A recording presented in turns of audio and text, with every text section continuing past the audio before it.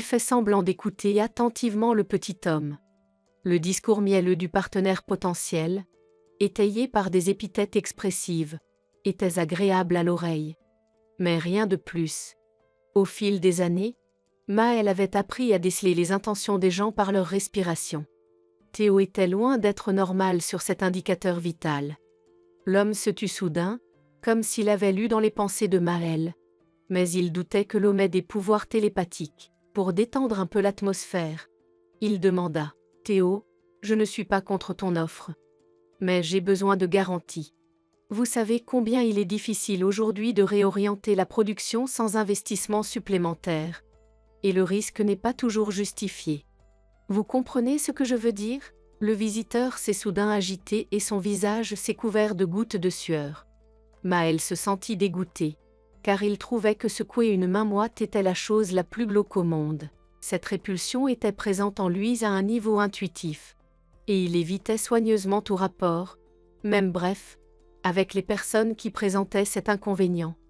Mais Théo n'était pas un simple d'esprit, car il avait entre les mains la quasi-totalité de l'activité régionale. Et le renvoyer aurait été une erreur fatale. Théo connaissait les réponses à toutes les questions posées, mais il resta silencieux, profitant de la longue pause. La situation fut sauvée par la secrétaire, qui entra dans le bureau sans frapper et déposa soigneusement des tasses de café sur la table basse. Théo renifle et roule des yeux. Arôme divin. Revenons à votre question, qui porte sur les garanties. Je suis sûr que nous trouverons un terrain d'entente, car la fusion est bénéfique pour les deux parties. Les produits de votre petite entreprise sont très populaires. Et il me semble qu'avec une bonne promotion, nous pourrons multiplier le marché des consommateurs. Maëlle a bien compris où Théo voulait le mener. Il but une petite gorgée et déplaça brusquement son regard de la fenêtre vers son visage. C'est vrai. Et les bénéfices seront multipliés par plusieurs. Et quel pourcentage me reviendra ? Théo s'agita sur sa chaise et son hôte savoura sa confusion. Mentalement, il s'attribue déjà le deuxième point gagnant et s'apprête à proposer ses conditions à son adversaire. Mais Théo se remet soudain rapidement du coup.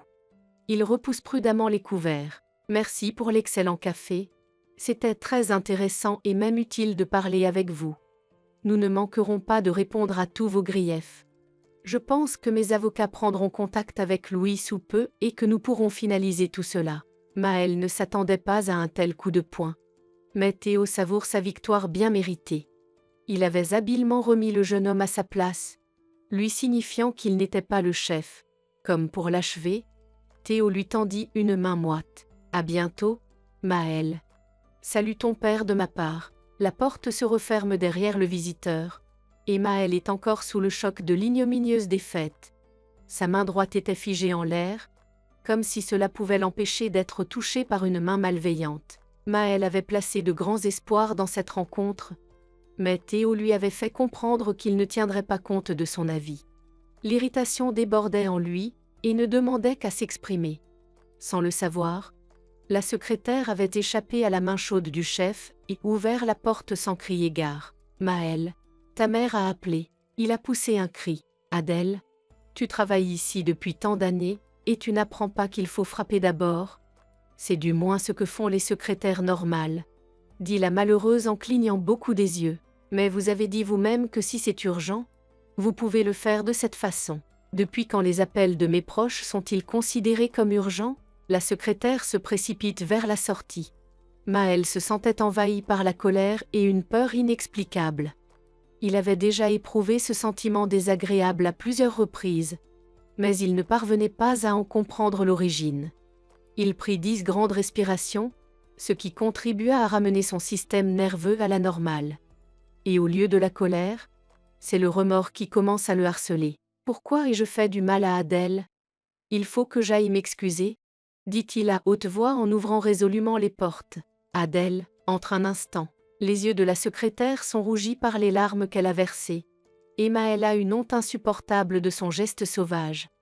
Il se rapproche de la femme. « Adèle, je vous demande pardon, je ne m'excuserai pas, car un tel comportement est intolérable. Pardonnez-moi, s'il vous plaît. Je vous promets que cela ne se reproduira plus. » La secrétaire sourit de toutes ses forces. Ce n'est pas grave. Je me suis habituée à beaucoup de choses au fil des ans. C'est vrai? Louis ne m'a jamais crié dessus. L'agressivité qui s'était éteinte vacilla à nouveau à l'intérieur. Mais Maël réprima l'envie de déverser une nouvelle salve de négativité sur la secrétaire. Il ne peut cependant pas résister à ce débordement émotionnel et exprime son mécontentement à son assistante sur un ton de mentor. Adèle, un conseil pour l'avenir. Ne parlez jamais en présence d'un directeur des mérites de son prédécesseur. Je connais bien les qualités de mon père, et je n'ai pas besoin qu'on me les rappelle inutilement. La femme rougit et baisse les yeux. Je suis désolée, je n'avais pas compris que Louis. Je suis désolée, je retiendrai vos remarques. S'apprête-t-elle à partir. Mais Maël l'arrête. Tu as dit que ma mère avait appelé. Oui. Zoé vous a demandé de la rappeler dès que vous seriez libre. Merci, dit l'homme à la réceptionniste d'un signe de tête. Et elle s'éloigne précipitamment. Il décroche son téléphone portable, mais ne compose pas immédiatement le numéro connu. Sa colère, agrémentée d'une grande estime de soi, ne s'était pas encore installée dans son âme. Il voulait vraiment se sentir l'unique propriétaire de l'entreprise. Mais ses subordonnés et ses partenaires lui rappelaient constamment son père, ce qui l'énervait plus que tout. Il murmura à voix haute. « Maintenant, ma mère va dire quelque chose. J'en ai marre de ses parents. Maël, cela fait 2 heures que je n'arrive pas à te joindre. Papa est encore malade, il est à l'hôpital, viens vite. Timéo et Lilou sont là. » Maël ne peut s'empêcher d'être sarcastique. « Maman, tu aurais pu ne pas le dire. Mon frère a un instinct extraordinaire. Il est le premier à arriver pour les fêtes et les enterrements. » Zoé hausse le ton. « Réfléchis à ce que tu dis. Ton ironie n'est pas de mise en ce moment. Père est dans un état grave. Alors je te demande beaucoup. Maman, je suis désolée, je comprends et je promets de bien me tenir. Je serai à l'hôpital dans un quart d'heure. » À son apparition dans la salle d'attente d'Adèle. Mais il a devancé sa question. « Je ne serai pas là avant la fin de la journée d'aujourd'hui. Reportez donc tous les rendez-vous à demain, ou mieux encore à une autre semaine. » La secrétaire lui demanda d'un air compatissant. « C'est grave pour Louis, apparemment. » « Oui. Maman m'a dit qu'il était aux soins intensifs. » Adèle se couvrit la bouche de la paume de la main, et ses yeux se remplirent à nouveau de larmes. Maël réfléchit. Qu'il aurait aimé, lui aussi, avoir des collaborateurs aussi dévoués que la secrétaire de son père. Certes, il ne voulait pas se souvenir maintenant qu'il avait déjà trouvé une remplaçante pour Adèle. La tension montait à nouveau et les pensées les plus malheureuses l'envahissaient. Mais la principale préoccupation de Maël, ces derniers temps, était de savoir comment son père allait disposer de ses biens. Louis était en mauvaise santé depuis longtemps, mais il l'était encore plus depuis quelques mois, et le fils aîné se rendait compte que le moment était proche où il prendrait la direction de l'entreprise. Il n'a même pas pensé à une autre option. La première personne qu'il a rencontrée à l'extérieur de l'hôpital était son frère. Timéo fumait à l'entrée, ignorant le panneau menaçant qui disait « Il est strictement interdit de fumer dans l'enceinte de l'hôpital. » Maël serra la main de son frère. « Bonjour. Je croyais que tu avais arrêté de fumer. » Timéo détourne le regard. « Je n'ai pas pu m'en empêcher. C'est vraiment grave, on ne sait pas encore, mais les médecins arrivent. C'est comme un concilium. Ils décident de ce qu'il faut faire. Dès que maman a appelé, Lilou et moi sommes venus directement. Je sais. J'ai été retardée par Théo. Alors je n'ai pas pu venir tout de suite. » Timéo regarda attentivement son frère. « Tu ne devrais pas t'approcher de lui. Tu connais sa réputation. » Maël coupa brutalement la parole à Timéo. « Je n'ai pas besoin de conseiller. » Le jeune frère se contenta de hausser les épaules. « Comme tu veux. » Les hommes entrèrent dans le grand hall où les femmes attendaient les médecins. Joé se leva du canapé en voyant son fils aîné, et Maël passa son bras autour de la femme. « Maman, ne pleure pas. Papa a eu plus d'une crise. Il est fort et les médecins de cet hôpital sont les meilleurs. Crois-moi, ça va aller. » « Oh, mon fils, j'ai bien peur que cette fois-ci, ce soit beaucoup plus grave. Maman, ne faisons pas de prédictions. Attendons de voir ce que disent les experts. » L'attente fut longue, même si les minutes paraissaient longues à la famille. Peu après l'arrivée de Maël, Un groupe en blouse blanche entre dans le hall. Une grande femme s'approche d'eux. « Vous êtes des proches de Louis ?» ?»« Oui. »« Docteur, dites-moi, qu'est-ce qu'il a mon père ?» Timéo et Lilou se levèrent également de leur siège. Et seule Zoé resta assise à regarder fixement. Le médecin les regarda tous les trois. « Malheureusement, je n'ai rien à vous dire. L'état de votre père est critique. Et le plus triste, c'est qu'il est impossible de l'opérer maintenant. Mes collègues et moi avons donc décidé d'observer votre père jusqu'à demain matin. Puis nous déciderons de la marche à suivre. » Timéo demanda. « Avons-nous le droit de le voir ?» Le médecin le regarde avec jugement. « Jeune homme, la moindre perturbation peut avoir des conséquences tragiques. Une visite est donc hors de question. Si le patient se sent mieux demain matin, nous pourrons peut-être autoriser une courte visite. D'accord, nous attendrons demain matin. » Le médecin haussa les épaules. « Pourquoi se torturer ?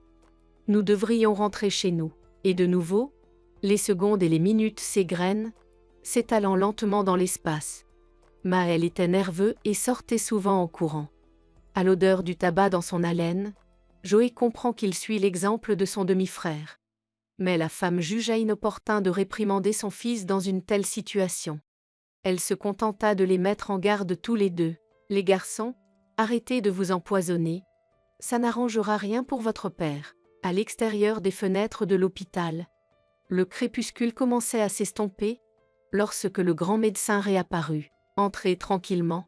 Mais je ne vous laisserai pas plus de 2 minutes dans le service. » Ils enfilèrent des blouses et des couvre-chaussures et suivirent le médecin dans la salle. Le visage de Louis est méconnaissable. Une pâleur bleutée recouvrait ses pommettes et son front. Son nez et son menton étaient nettement dessinés. Maël respire l'air imprégné de médicaments, et dans le mélange, il perçoit l'odeur de la mort. Le père fit signe à ses fils de s'approcher, d'une voix faible mais assurée. « Les gars, je sais que vous ne vous êtes pas bien entendus, mais oubliez vos querelles, aidez-vous les uns les autres et ne faites pas de mal à votre mère. L'avocat a tous les documents. Je les ai préparés à l'avance. Je veux que tout soit juste, » dit l'homme en fermant les yeux et en respirant bruyamment. Les traits de son visage se sont encore accentués, et les fils ont compris qu'il s'agissait de la dernière admonestation de leur père. Le médecin chuchota. « C'est ça, allez-y. » Les frères virent leur mère se pencher sur leur père. Ils sortirent dans le hall, où la femme de Timéo était également assise seule. À l'expression des visages des frères, Lilou comprit qu'il n'y avait rien de bon à attendre. Le poids de la catastrophe imminente pesait sur son esprit, et elle ne voulait pas parler. Quelques minutes plus tard, Zoé sort. Elle s'enfouit dans la poitrine de son fils aîné et fond en larmes. « Comment allons-nous vivre sans Louis ?» Le médecin regarda les parents avec sympathie. Mais elle ne put rien faire pour les soulager de leur chagrin. Louis, lui aussi, a clairement compris que son temps dans le monde touchait à sa fin. Mais l'occasion de dire au revoir à ses proches l'a soulagé. Et il se remémore à présent tous les événements importants de sa longue vie. Louis avait grandi comme un enfant tranquille, mais c'était comme s'il avait été remplacé. Il avait peur de se battre si quelqu'un n'osait offenser un faible devant lui. C'est pourquoi ses parents venaient souvent à l'école. Mais son père ne grondait pas son fils. Il lui fait seulement une fois une remarque désobligeante. « Louis, c'est bien que tu prennes la défense de ceux qui ne peuvent pas le faire eux-mêmes. Mais n'oublie pas que cette galanterie n'est pas toujours justifiée. D'ailleurs, toi aussi, tu pourrais un jour être battu au point d'oublier ta mère. » Léna n'apprécie pas que son mari soit si indifférent au comportement scandaleux de son fils. Elle exige qu'il prenne des mesures plus sévères et dit à son fils « Tu finiras par balayer les rues pour le restant de tes jours. » Louise accepte la critique de sa mère en souriant. « Maman, c'est bizarre que tu me donnes un tel avenir. En quoi ton fils est-il pire que les autres? Tu me demandes ça? As-tu besoin de plus que les autres? Maman, je suis pour la justice. Quand tu auras un mauvais bulletin scolaire et que tu ne pourras pas entrer à l'institut, tu sauras ce qu'est la justice. » Malgré son tempérament bouillant, Louis étudie bien. Il rêve depuis l'enfance d'une carrière d'officier et est sûr d'entrer dans une école militaire. Mais sa mère a raison. La caractéristique n'est pas au rendez-vous. Il est trop tard pour choisir un autre établissement d'enseignement. Et son père s'arrange pour que son fils travaille à l'usine où il travaille lui-même. Rien, Louis, Une telle pratique est utile. L'année prochaine tu postuleras à nouveau. Mais ces projets ne sont pas destinés à se réaliser. Car au printemps, il reçoit une convocation du centre d'enrôlement militaire. Sa mère est très inquiète. Louis attendait l'armée. Les craintes de sa mère ne la quittent pas, et Louis, après 3 mois d'entraînement, part avec d'autres garçons pour l'endroit le plus chaud de la planète. De plus, ils n'ont même pas été prévenus du lieu de leur futur service. Ils ont simplement reçu l'ordre de se rassembler le soir et de s'aligner sur la formation. Pendant plusieurs jours, ils ont voyagé en train, puis en voiture à travers le désert.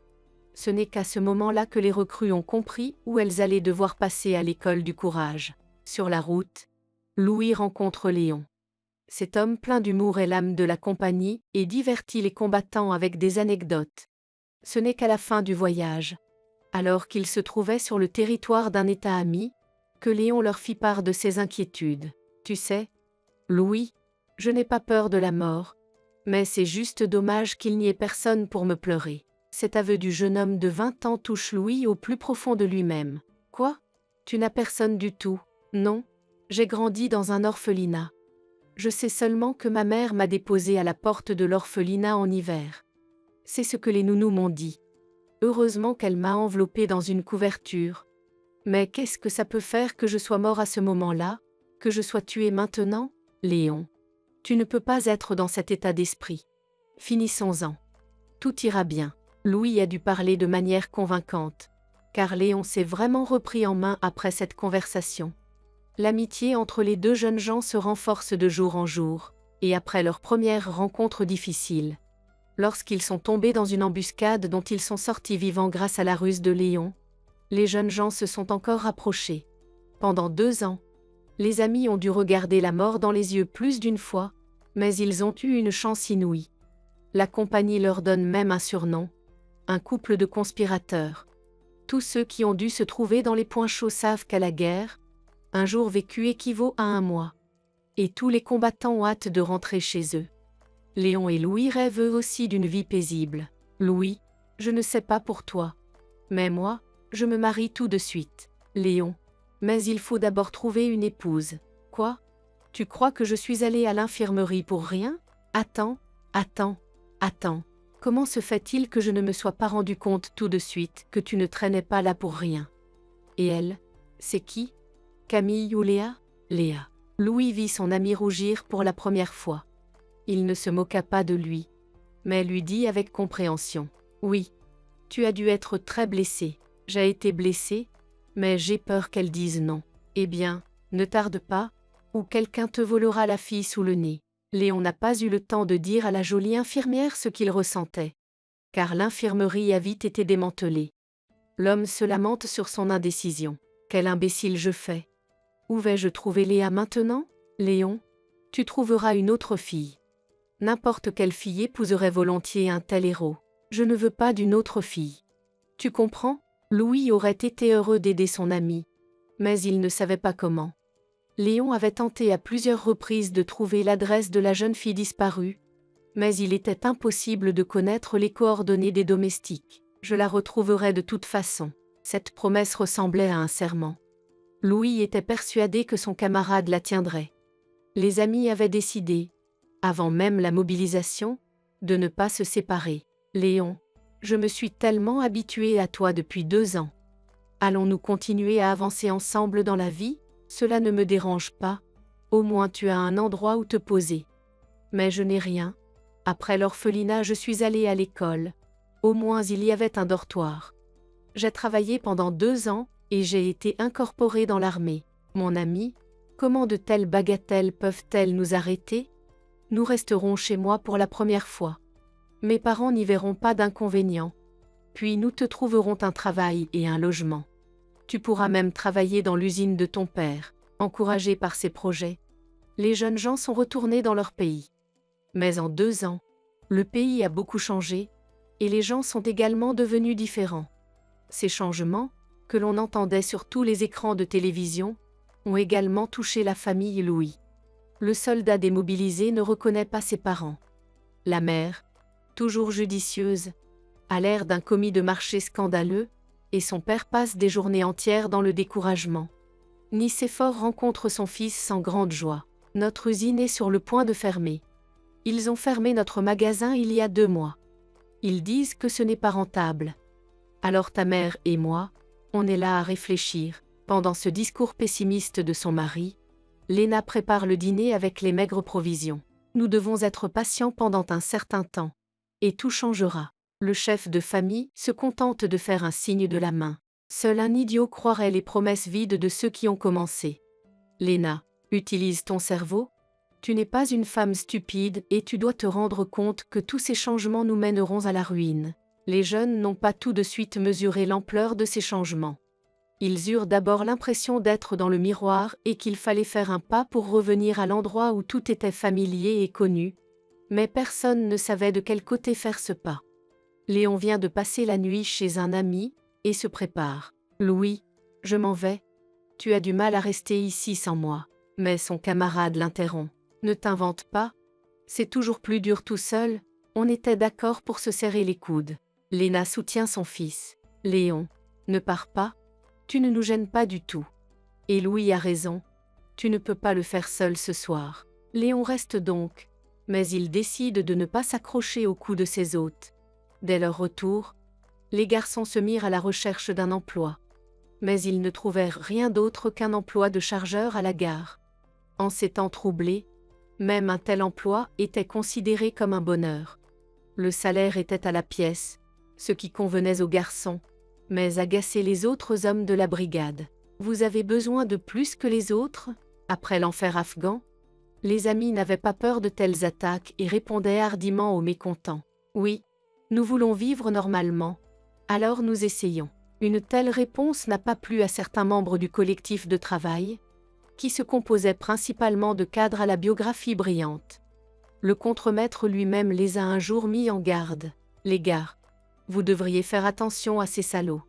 Presque chacun d'entre eux a un couteau dans sa poche. Les gars ont remercié l'homme pour l'avertissement. Et l'homme a dit avec regret, « Si j'avais tous les gars comme vous dans ma brigade, je serais heureux. » Mais quand on est entouré d'anciens détenus, ce n'est pas seulement du travail, c'est aussi effrayant. Apparemment, quelqu'un a entendu cette caractéristique peu flatteuse et a décidé de remettre le contremaître à sa place. L'épreuve de force a été organisée par des camarades particulièrement turbulents alors que le déchargement des wagons touchait à sa fin. C'est le contremaître qui dirige le processus. Les hommes, faisons encore un peu d'effort et nous pourrons rentrer chez nous. Un camarade zélé s'insurge. Commandant, nous allons d'abord nous calmer, puis nous terminerons le travail. Le contremaître a répondu calmement. Non. Finissez d'abord le travail. Et ensuite vous aurez l'argent. Vous connaissez les règles et je ne les changerai pas. Et nous vous obligerons. Plusieurs hommes actifs commencent à entourer le contremaître. Apparemment, Maël espérait le soutien des autres. Mais Léon et Louis prirent la défense du patron. Les hommes, arrêtés. Il n'y a plus grand-chose à faire. Finissons le travail et partons chacun de notre côté. L'intercession des 2 hommes n'est pas du goût de la foule agitée, qui se jette sur eux sans crier gare. Mais, apparemment, la foule ne s'attendait pas à une telle répulsion de la part des jeunes. En moins d'1 minute, les principaux instigateurs se tordent de douleur sur le sol. Les autres se dispersent. Lorsque tous se sont dispersés, le brigadier s'est approché d'eux. Les gars, merci beaucoup. Mais vous feriez mieux de ne pas revenir ici. Ces gens ne pardonneront pas l'humiliation et vous attendront au coin de la rue. L'homme commença à écrire rapidement quelque chose dans son carnet. Vous venez de sortir de l'armée? Louis lui répondit. Oui. Il y a presque 15 jours. J'étais en Afghanistan. Le contremaître a deviné. Pouvez-vous le dire? C'est visible. Vos visages sont bronzés et c'est presque l'hiver. J'ai travaillé dans les forces de l'ordre. Je suis parti, mais j'ai conservé mes compétences professionnelles. Je vous ai écrit une adresse.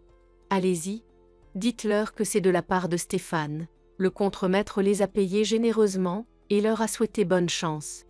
Les amis ont donné tout l'argent qu'ils avaient gagné à Léna le soir même, ce qui lui a fait très plaisir. Le lendemain matin, ils se rendent à l'adresse indiquée par le contremaître. Ils furent très surpris de se retrouver à la porte d'une pièce semi-souterraine, dont l'entrée portait une pancarte protection de la vie et des biens écrites à la main. Bien que le bureau ne soit pas très présentable, les garçons n'ont pas le choix. Ils ouvrent résolument la porte et se retrouvent dans une petite pièce avec un seul bureau, derrière lequel un jeune homme d'environ leur âge est assis fièrement. Ils se réveillent aussitôt. « Qu'est-ce qu'il y a ? Nous venons de la part de Stéphane. Il a dit que vous nous aideriez dans notre travail. » Le maître du bureau se réjouit. « Oh, si c'est Stéphane lui-même qui vous a recommandé, je suis bien obligé de vous aider. Avant, nous travaillions ensemble à la lutte contre la criminalité. Mais quand les choses ont changé et que les anciens criminels ont commencé à régner, nous avons quitté les agences. J'ai décidé de me mettre à mon compte. » S'esclaffe soudain le propriétaire de l'agence. « Vous n'avez pas idée de la folie qui règne dans ce monde. J'avais l'habitude d'attraper des bandits et maintenant, je les garde pour beaucoup d'argent. J'ai proposé à Stéphane de me rejoindre, mais il a refusé. Il a dit qu'il n'avait pas le sens moral pour s'abaisser à ce point. Et moi, je pense que quand on n'a pas de quoi nourrir sa famille et qu'on veut manger, on peut cracher sur toutes les conventions. » Les amis étaient tout à fait d'accord avec le nouveau patron, qui a demandé à ce qu'on l'appelle par son prénom, Julien. Après l'embauche, la vie des gars s'améliore peu à peu. Les gains permettent de louer à Léon un appartement confortable et les relations l'aident à trouver l'amour, Léa. Mais Louis a une longueur d'avance sur son ami en ce qui concerne le mariage. Et il a même réussi à avoir un fils. Lorsque Léon lui fait des reproches en plaisantant, il lui dit: « Louis, tu es dans une telle situation que tu n'as pas le choix. Louis, tu es tellement pressé de vivre que je n'arrive pas à te suivre. » Son ami lui a également répondu joyeusement: « J'ai décidé de prendre de l'avance, au cas où. J'ai décidé de prendre de l'avance, juste au cas où, parce que tout peut arriver dans cette vie, il faut profiter au maximum de chaque jour. » Après l'Afghanistan, l'intuition de Louis s'est aiguisée et il a appris à anticiper le prochain coup du sort longtemps à l'avance. Il a senti à l'avance que lui et son compagnon devraient chercher un nouvel emploi. Mais Léon n'a rien dit. Pendant plus de 5 ans, l'entreprise prospère. Les clients ne manquaient pas. Julien avait même pu louer un bureau plus décent. Le personnel s'est également étoffé et l'entreprise est promise aux plus belles perspectives. Mais un camarade des anciennes forces de l'ordre a décidé de neutraliser le concurrent. D'abord, Julien est dénoncé par un plaignant inconnu qui reproche à ses employés d'outrepasser leur autorité. Puis l'entreprise est perquisitionnée par des représentants des services financiers, qui révèlent d'énormes dettes en cours de paiement. Mais Julien est parti à temps pour un autre pays. L'entreprise est déclarée en faillite et tous les employés se retrouvent au chômage du jour au lendemain. Léon et Louis vivent très douloureusement un nouveau revers. « Léon, qu'allons-nous faire maintenant ? Je ne sais pas comment me sortir de cette situation. Je suis endetté. Je dois payer le loyer et la voiture. Emma, elle grandit. Il faut le nourrir et l'habiller. » Un ami éloigne Louis. « Pourquoi tu paniques ? Tu n'es pas le seul dans cette situation. Au fait, moi aussi j'ai une famille. Et un fils qui grandit, c'est quand même bien que Léa travaille. Mais quel est le salaire d'une infirmière ? Une chose est sûre, il faut chercher un autre emploi. Bon, on a de l'expérience dans le déchargement des wagons. Pourquoi on ne reprendrait pas l'équipe de Stéphane ? Non, c'est hors de question. Il faut trouver autre chose. Léon, qu'est-ce qu'on va trouver si on ne sait rien faire ? Tout ce qu'on sait faire, c'est mettre l'ennemi à terre. Léon regarde Louis comme un professeur regarde un élève. Louis, tu as raison. Ces spécialistes sont toujours recherchés. Louis se figea au milieu de sa phrase, car la perspective d'aller dans un endroit où il y avait à nouveau une guerre le terrifiait.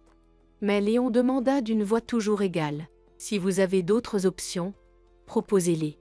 Comprenez que nous n'avons pas d'autre choix. » Ils ont dit à leurs femmes qu'ils allaient travailler à tour de rôle et ont signé eux-mêmes un contrat. Avant leur départ, ils ont reçu une avance substantielle. Une clause du contrat garantissait un paiement substantiel à la famille en cas de décès. C'est un point très important, qui a joué un rôle décisif dans la conclusion du contrat pour 2 ans. Bien sûr, il était impossible de comparer l'expérience antérieure du service avec la nouvelle mission, car ils étaient devenus de véritables professionnels. Mais ils n'avaient pas le choix. Et ils essayaient de ne pas être héroïques pour rester en vie. Lorsque le contrat arriva à son terme, les amis commencèrent à faire des plans pour l'avenir, selon la vieille habitude, l'initiateur de l'idée étant toujours Léon. Louis, je me suis dit qu'il ne fallait pas jeter notre argent par les fenêtres, mais l'investir dans quelque chose de rentable. Léon, j'y ai pensé aussi, mais il y a des risques énormes, et il ne faut pas échouer, parce que nos gens sont entreprenants. C'est pour cela que tout est réglé depuis longtemps. Je suis d'accord, il y a des risques. Mais il est possible, par exemple, de s'unir avec ceux qui ont déjà de l'expérience. Louis n'aime pas cette idée. Oui. Et nos partenaires nous baiseront à la première occasion. Non, ce n'est pas du tout ça. Mais Léon suggère soudain une idée qui n'avait jamais traversé l'esprit de Louis. Tu penses petit, Louis. Et tu as complètement oublié tes parents. Le garçon ne comprend pas tout de suite où son ami veut en venir. Qu'est-ce qui te fait croire que j'ai oublié? Je leur écris dès que je peux. Et j'envoie aussi un message à Zoé et à Maël. Léon sourit. Mon pote, ce n'est pas ce que je veux dire. Tes parents se sont bien adaptés au nouveau système de valeurs. Et ils tiennent plutôt bien le coup. Louis soupire. Tu veux dire qu'on devrait aussi ouvrir un magasin et vendre des trucs? On pourrait commencer par là.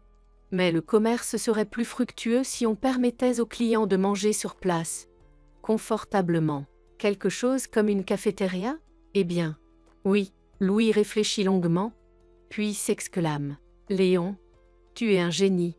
Pourquoi n'ai-je pas des pensées aussi intelligentes? Parce que tu penses petit et que tu as besoin de repousser un peu les limites. Les jeunes sont enthousiasmés par cette nouvelle idée et ébauchent même un plan minimum pour l'avenir proche.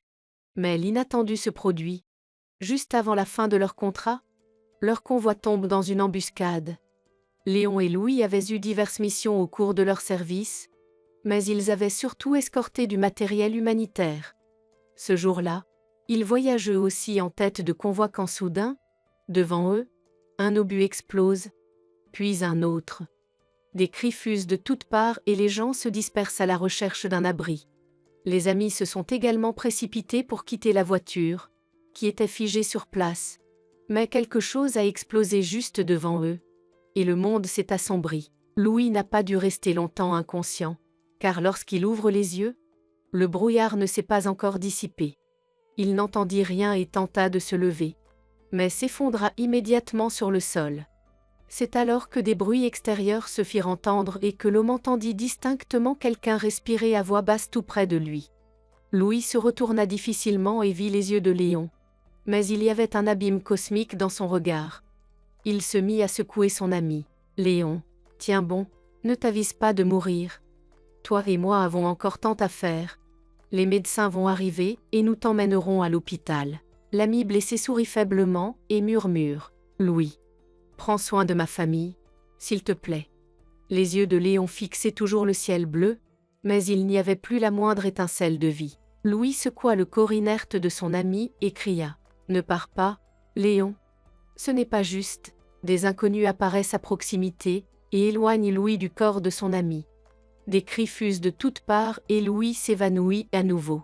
Lorsque Louis revint à lui, il y avait des murs blancs tout autour. Une voix de femme se fit entendre quelque part au loin. Il est réveillé. Kevin, notre patient a repris connaissance. Louis ouvrit difficilement les yeux et, à travers le voile savonneux, vit au-dessus de lui le visage d'un homme inconnu portant des lunettes. Vous êtes des anges? Un rire se fait entendre. Vous pouvez même faire des blagues. C'est une très bonne chose. Non, il est un peu trop tôt pour que tu traînes avec des anges. Vis dans ce monde. Louis a passé près de 3 mois à l'hôpital. À sa sortie, le même médecin à lunettes lui dit « Vous avez de la chance. Votre corps entier était criblé d'éclats d'obus. Il nous a fallu beaucoup de temps pour vous débarrasser de tout le fer. Mais il restait un mauvais morceau. Nous ne pouvions pas l'enlever car il y avait un risque énorme. L'homme a vécu avec ce morceau d'obus pendant plus de 20 ans. Il croyait qu'il vivrait aussi longtemps. Mais cela n'a pas fonctionné. Louis a senti quelque chose de chaud et de chair lui toucher la main. Il murmura « Zoé, c'est bon de t'avoir avec moi. » Il voulut dire qu'il aimait beaucoup sa femme. Mais une force inconnue le souleva et l'emporta quelque part. Aussitôt, il se sentit si léger et si bien qu'il eut envie de chanter. Mais soudain, Le vol fut interrompu, et Louis se retrouva dans un endroit inconnu, où tout était vert et où les oiseaux chantaient. Son ami Léon ne venait pas vers lui, mais flottait lui aussi au-dessus du sol. Eh bien, Louis, nous sommes de nouveau réunis. Je t'attendais. Zoé pleure en silence. Ses larmes coulent sur la robe de chambre blanche qu'elle a jetée sur ses vêtements. Elle sentit la main forte de son mari se refroidir lentement, et elle fit mentalement ses adieux à la personne la plus chère de sa vie. Une infirmière s'est approchée. Il est mort. Veuillez accepter mes condoléances. La femme se rend compte qu'elle doit quitter le service. Elle se tourne vers la jeune fille en blouse blanche. Merci de nous laisser lui dire au revoir. Timéo et Lilou l'attendent dans le hall. Ils n'ont pas pris la peine de demander quoi que ce soit, car ils ont tout compris à l'expression du visage de la jeune femme. Joé fait le tour de la grande salle et dit d'une voix fatiguée. « Emmaël n'a jamais attendu ?» Timéo s'empressa d'expliquer l'absence de son frère. Maël a reçu un appel, et il a dit qu'il avait une affaire urgente. Maman, ne lui en veux pas. Après tout, la vie continue, et les vivants ont leurs propres soucis. Timéo essaya de ne pas regarder sa mère. Il avait honte de son frère, mais il n'était pas opportun de parler du comportement de Maël dans un moment pareil. Lilou repassait le linge et surveillait Adélard qui jouait avec un jeu de construction posé sur le sol. Au regard tendu de son fils de 5 ans, la femme comprend qu'il ne va pas très bien. « Adélard, je peux t'aider ?» Le bambin, qui ne quitte pas l'affaire des yeux, marmonne. « Je vais le faire moi-même. »« D'accord, je ne te gênerai pas. Mais si quelque chose ne va pas, il ne faut pas refuser de m'aider. Papa sera bientôt là. Il te donnera des conseils sur la façon d'assembler les choses correctement. Dis-moi au moins ce que tu construis. Une école. Ouah. Tu aurais peut-être dû commencer par une petite maison, maman. Tu as oublié? J'ai déjà fait une petite maison et maintenant, je veux une école avec une piscine. Allez. Adélard souffla longtemps, puis détruisit soudain la structure inachevée. Je n'y arrive pas. Lilou éteint le fer à repasser et s'accroupit à côté de son fils. Ça ne marche pas parce que tu es fou. Reposons-nous un peu et ensuite nous construirons ton école ensemble. C'est d'accord? Le garçon regarda attentivement sa mère. Tu ne mens pas? La femme est surprise. Adélard, est-ce que papa et moi t'avons déjà menti? Oui. Tu as promis qu'on irait au zoo. Je vois. Tu t'es vexé contre nous. Mais il y avait une bonne raison et nous avons dû reporter le voyage. Je sais. Grand-père est mort. C'est une bonne raison? Oui. Mon fils, et qui t'a parlé de grand-père? Oncle Maël. Il m'a dit que grand-père Louis était mort et que la douceur de vivre était terminée pour nous. Maman, c'est quoi la douceur de vivre? C'est quand un homme mange beaucoup de bonbons et boit de la limonade? La déclaration de son fils laisse la femme perplexe et elle réfléchit à la manière de lui répondre pour qu'il comprenne. Non, mon fils, c'est un peu différent. Allons à la cuisine et aidons-moi à préparer le dîner. Papa va bientôt rentrer du travail. Le fait de reporter l'attention du bébé sur un autre objet a toujours aidé la jeune mère à se sortir de situations difficiles. Adélard aimait plus que tout au monde être coincé dans la cuisine et accepta volontiers la proposition de sa mère. Le bébé observe Lilou d'un regard fasciné et fait ses petites courses avec une joie non dissimulée. Il oublie vite ce que lui a dit l'oncle Maël. Lilou s'occupe automatiquement de ses tâches habituelles et pense à tout ce qui se passe dans la famille. Après la mort de Louis, le demi-frère de son mari a perdu toutes les convenances. La première chose qu'il fit fut d'écarter Timéo de la société. Maël l'a fait en public et de manière humiliante. Mais Timéo est resté digne et a quitté l'entreprise la tête haute. Maintenant, Maël exige de quitter l'appartement que le père de son mari leur a donné. C'est ce qu'il avait laissé entendre il y a quelques jours à Lilou, rencontré par hasard dans un centre commercial. L'héritier légitime, comme Maël s'était qualifié, avait mis en émoi les adultes de la famille. Et maintenant, ils s'en prenaient à leur petit garçon. Cette circonstance mettait la jeune femme en colère plus que toute autre chose. Les pensées malheureuses de Lilou furent interrompues par son mari, qui cria joyeusement depuis le couloir. « Y a-t-il des vivants dans cette maison ?» Adélard se précipite pour saluer son père. « Papa, j'aide maman à faire la cuisine. » Timéo rit. « Mon fils, maintenant, je vais t'aider aussi. Je vais juste me laver les mains. Lilou avait appris à détecter à distance les humeurs de son conjoint. Et maintenant, elle se rendait compte que sa gaieté était feinte. Lorsque Timéo entra dans la cuisine, la femme l'embrassa sur la joue et lui demanda doucement « Comment vas-tu ? Tu as trouvé quelque chose ?» L'homme répondit évasivement « J'ai essayé, mais ce n'est pas si simple. Parlons-en après le dîner, je ne veux pas me couper l'appétit. » Vous avez raison. Pendant un certain temps après l'enterrement de Louis, le couple a essayé d'éviter de discuter de la répartition injuste de l'héritage du défunt. Quelques semaines plus tard, les frères se sont présentés devant un avocat pour se faire lire le testament. Joé était également présente lors de cette procédure. Mais lorsque l'avocat a lu toutes les clauses du document, elle n'a pas caché sa surprise. Ce n'est pas possible.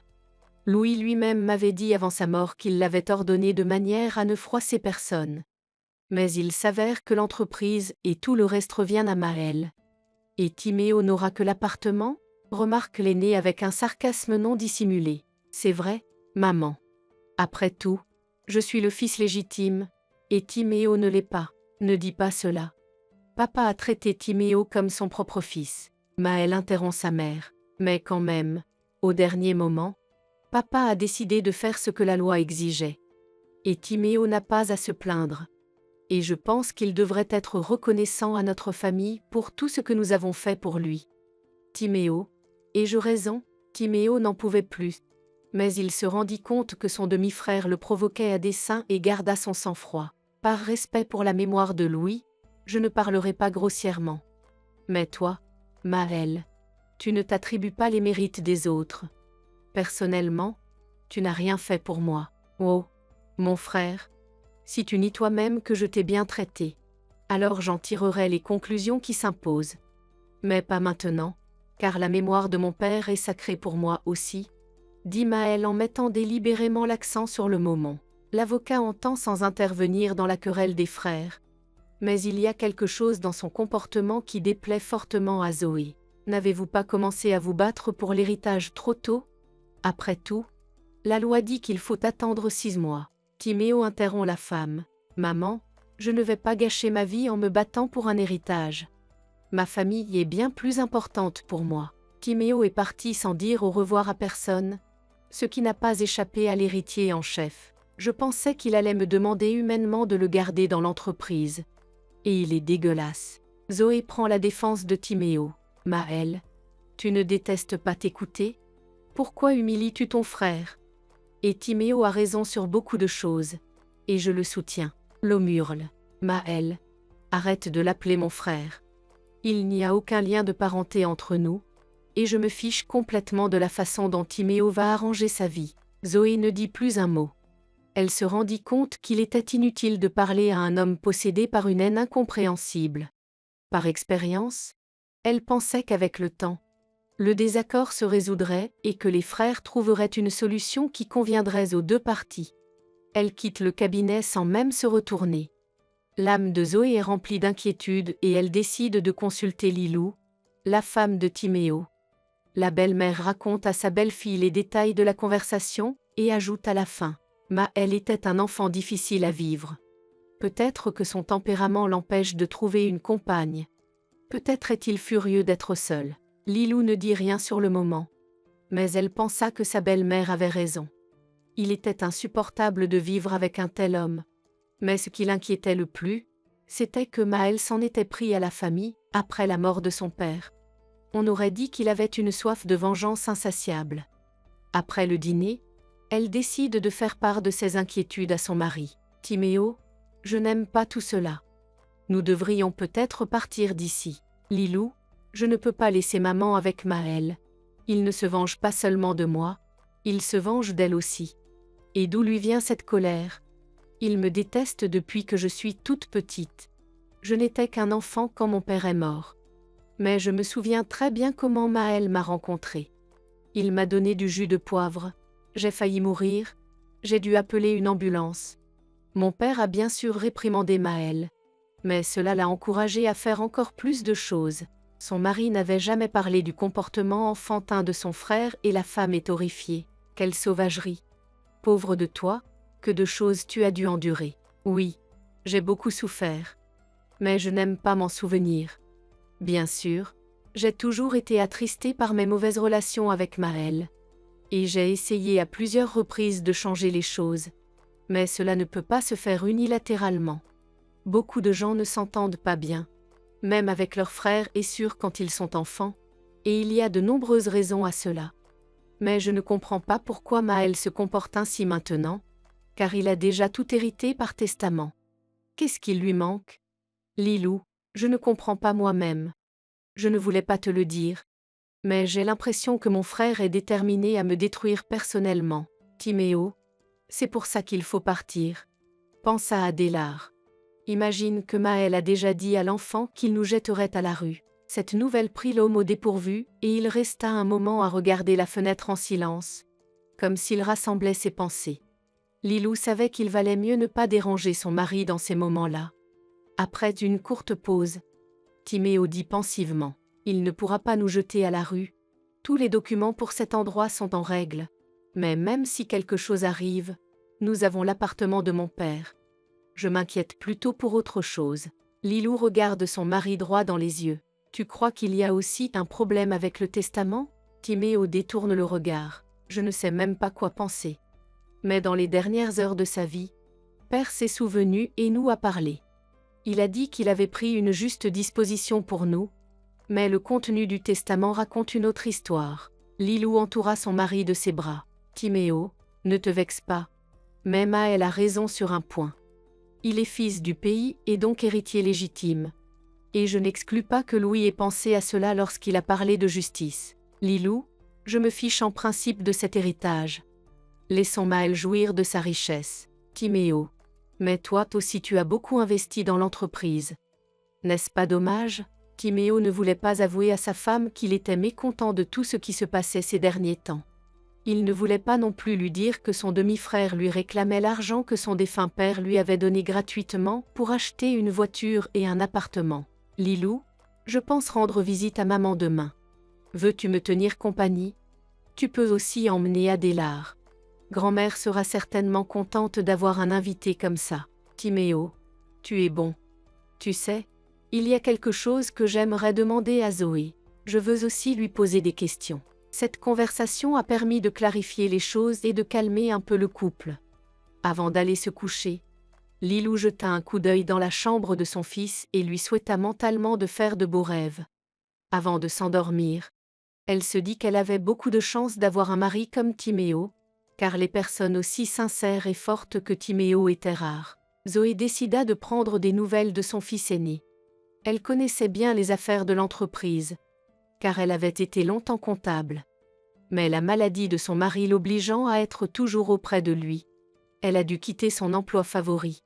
La femme n'a pas pris la peine de prévenir Maël de sa visite. Elle est entrée avec assurance dans la salle d'accueil et a failli heurter la réceptionniste. « Adèle, je suis contente de vous voir. » Le chef est là. Le secrétaire regarde autour de lui d'un air confus et ne répond pas tout de suite à la question de la mère du chef. « Oui, il est là. Mais il a Théo dans son bureau. » Zoé fut surprise, car son défunt mari n'avait pas trop regretté cet homme. « Je me demande ce que cet aventurier est venu chercher. » Adèle marmonna à nouveau quelque chose d'incohérent. Cette léthargie inhabituelle de la secrétaire toujours énergique alarma la veuve. Elle s'approche d'elle et scrute son visage. « Adèle, qu'est-ce que tu as? Vous n'avez pas l'air d'être vous-même aujourd'hui. » La secrétaire ne se retient pas et fond en larmes sur l'épaule de Zoé. « Maël m'a licenciée. Aujourd'hui, c'est mon dernier jour de travail. Il a déjà pris une nouvelle secrétaire. Tiens, j'ai déjà fait mes valises. Ne pleure pas, Adèle. Je vais essayer de régler ça tout de suite. » Elle ouvre la porte sans frapper. Maël sursaute de surprise. « Maman, toi, pourquoi ne m'as-tu pas prévenu ?» Théo sursaute lui aussi sur sa chaise et sort précipitamment des papiers de la table. Il jeta un coup d'œil craintif autour de lui et dit « Maël, je pense que nous devrions reporter cette conversation à un moment plus opportun. Je ne vous dérangerai pas. » Et serrant le dossier de papier contre sa poitrine, Théo recula jusqu'à la porte. Ce n'était pas une très bonne façon de voyager et ne put s'empêcher de sourire. La femme dit au revoir à l'importun visiteur. « Bonne journée, Théo. » Je m'excuse d'avoir interrompu votre conversation. Théo sourit à son tour. Théo sourit. Ce n'est pas grave, je comprends. La famille passe avant tout. Si je puis dire. Zoé s'assura que la porte était bien fermée, et se dirigea vers la table où était assis son fils. Maël avait déjà réussi à retrouver son état habituel, et demanda d'un air de défi. « Et à quelle occasion es-tu apparue, maman ? Je n'aime pas penser que tu as décidé de me contrôler. » Zoé tenta d'ignorer le ton provocateur de son fils. « Si tu cherches à m'énerver, c'est en vain. Et je veux aussi te dire que tu t'es installé trop tôt dans ce fauteuil. Tu devrais avoir honte des gens. Vous venez d'enterrer votre père et vous faites déjà vos propres règles dans l'entreprise. J'ai tous les droits. Vous étiez présente lors de la lecture du testament. Les émotions sont donc inappropriées. » Zoé s'arrête de parler et fixe si intensément le visage de Maël qu'il frissonne. « Maman, qu'est-ce que tu fais ? Je te regarde et je réfléchis. Est-ce que cet homme effronté est vraiment mon fils ? Maman, pourrais-tu choisir ton langage avec plus de soin ? Après tout, c'est ton fils qui est à la tête de l'entreprise maintenant. Ce n'est pas un fait. » Le jeune homme domine sa mère, ses yeux lançant des éclairs. « Que voulez-vous dire par là ? Seulement que j'ai d'énormes doutes sur l'authenticité du document que votre avocat a lu. » La femme se lève et se dirige vers la porte d'un pas décidé. « Maël, arrêtez, expliquez-moi ce que sont ces allusions. Maël, bien que tu sois mon fils, je ne tolère pas la mesquinerie, même de ta part. Pourquoi as-tu licencié Adèle ? Je ne suis pas satisfait de son travail. Je ne m'attendais pas non plus à une telle attitude de ta part. Une mère normale serait heureuse pour son fils. Mais tu m'as dit toutes sortes de choses désagréables. Si les mots de vérité vous répugnent, alors je suis vraiment désolée pour vous. Et je veux aussi te rappeler, Maël, que tu n'as pas le droit de décider seul de l'avenir de notre entreprise. Si tu veux passer un accord douteux avec ce salaud de Théo, Timéo et moi nous y opposerons. » Elle se dirigea vers la porte et sentit le regard méchant de son fils fixé sur son dos. Ce n'est qu'à la sortie qu'un simple désir maternel de protéger son enfant la fit se retourner. « Maël, je te pardonne gentiment. Arrête. La haine et la colère ne t'apporteront rien de bon. Et tu risques de brûler toi-même sous le feu de ces sentiments. » La réceptionniste l'attend avec impatience. Il y avait encore de l'espoir dans les yeux pleins de larmes de la femme. Elle demande timidement. « Zoé, qu'a dit Maël ? Je t'aiderai à trouver un autre travail. » Lui conseille la mère du chef, en remarquant que la femme est prête à se remettre à pleurer. « Adèle, ressaisis-toi. Et n'aie pas peur du changement, car la plupart du temps, c'est pour le mieux. Vous connaissez mon numéro de téléphone. Appelez-moi dans quelques jours pour le travail. Je suis sûre que nous n'aurons pas de problème avec cette question. » Après le départ de sa mère, Maël est resté assis dans la même position pendant près d'1 heure. D'abord, un volcan s'est déchaîné en lui, puis la peur est apparue au fond de son esprit. C'était un sentiment familier de son enfance, lorsque ses échecs étaient moqués à l'école. Souvent, cela se produisait lorsque sa mère donnait une partie de son amour à Timéo. Il avait toujours eu très peur que sa mère cesse complètement de l'aimer. Il ne voulait donc la partager avec personne. Mais il y avait une autre facette à cette peur multiforme. Maël avait peur qu'un jour son plan soit dévoilé. Maman l'avait bien compris. Et ce n'était pas un hasard si elle lui avait rappelé le conseil d'administration. Théo, qui lui avait promis une part substantielle des revenus totaux si l'affaire se concrétisait, n'avait pas non plus oublié cet organe décisif. Maël frappe de toutes ses forces du poing sur la table. « Je suis tenu de lever tous les obstacles. Même s'il s'agit d'une personne qui m'est très proche. » Il prononça ces derniers mots dans un demi-chuchotement. Mais Adèle les entendit bien à travers la porte entr'ouverte du bureau. Après le départ de Zoé, elle espérait encore que le chef sortirait et lui demanderait de rester. Mais ces derniers mots firent sortir la femme du bureau. Elle aussi a eu très peur. Depuis le matin, Zoé travaillait dans la cuisine. La veille, Timéo avait appelé pour dire que la famille venait lui rendre visite. Il ne s'était jamais vu depuis la mort de son mari. Mais ce qui plaisait le plus à la femme, c'était de pouvoir choyer Adélard. Elle idolâtre son petit-fils et est prête à satisfaire tous les caprices du petit farceur. En quelques mois, la femme s'est habituée à cuisiner plusieurs plats à la fois. Mais étonnamment, La cuisson est rapide et Zoé parvient à cuisiner 2 heures avant l'arrivée des invités. Elle décida de faire une petite pause dans un fauteuil confortable et ne remarqua pas qu'elle s'était assoupie. Mais pendant cette heure de repos, elle n'avait pas fait un doux rêve. Mais un souvenir troublant avait ravivé des événements de sa vie passée. La première chose qui lui vint à l'esprit fut le retour de son mari après un long voyage d'affaires. Zoé n'était pas du genre à croire son mari sur parole. Lorsque Louis lui annonce qu'il a trouvé un emploi dans un pays voisin et qu'il va s'absenter pendant 2 ans, elle sent tout de suite que son mari ment. Le père de Louis ne croit pas non plus son fils, et comme il ne peut pas parler à sa femme ni Nicéphore de sujets sensibles, il partage ses inquiétudes avec sa belle-fille. Zoé, Louis nous trompe. Je connais ce genre de travail posté. Dis-moi, est-ce que l'employeur donne une avance aussi généreuse à l'avance? C'est un fait. L'autre, c'est le temps. Les hommes de notre quartier font des rotations, mais pour 6 mois au maximum. Ici, c'est 2 années entières.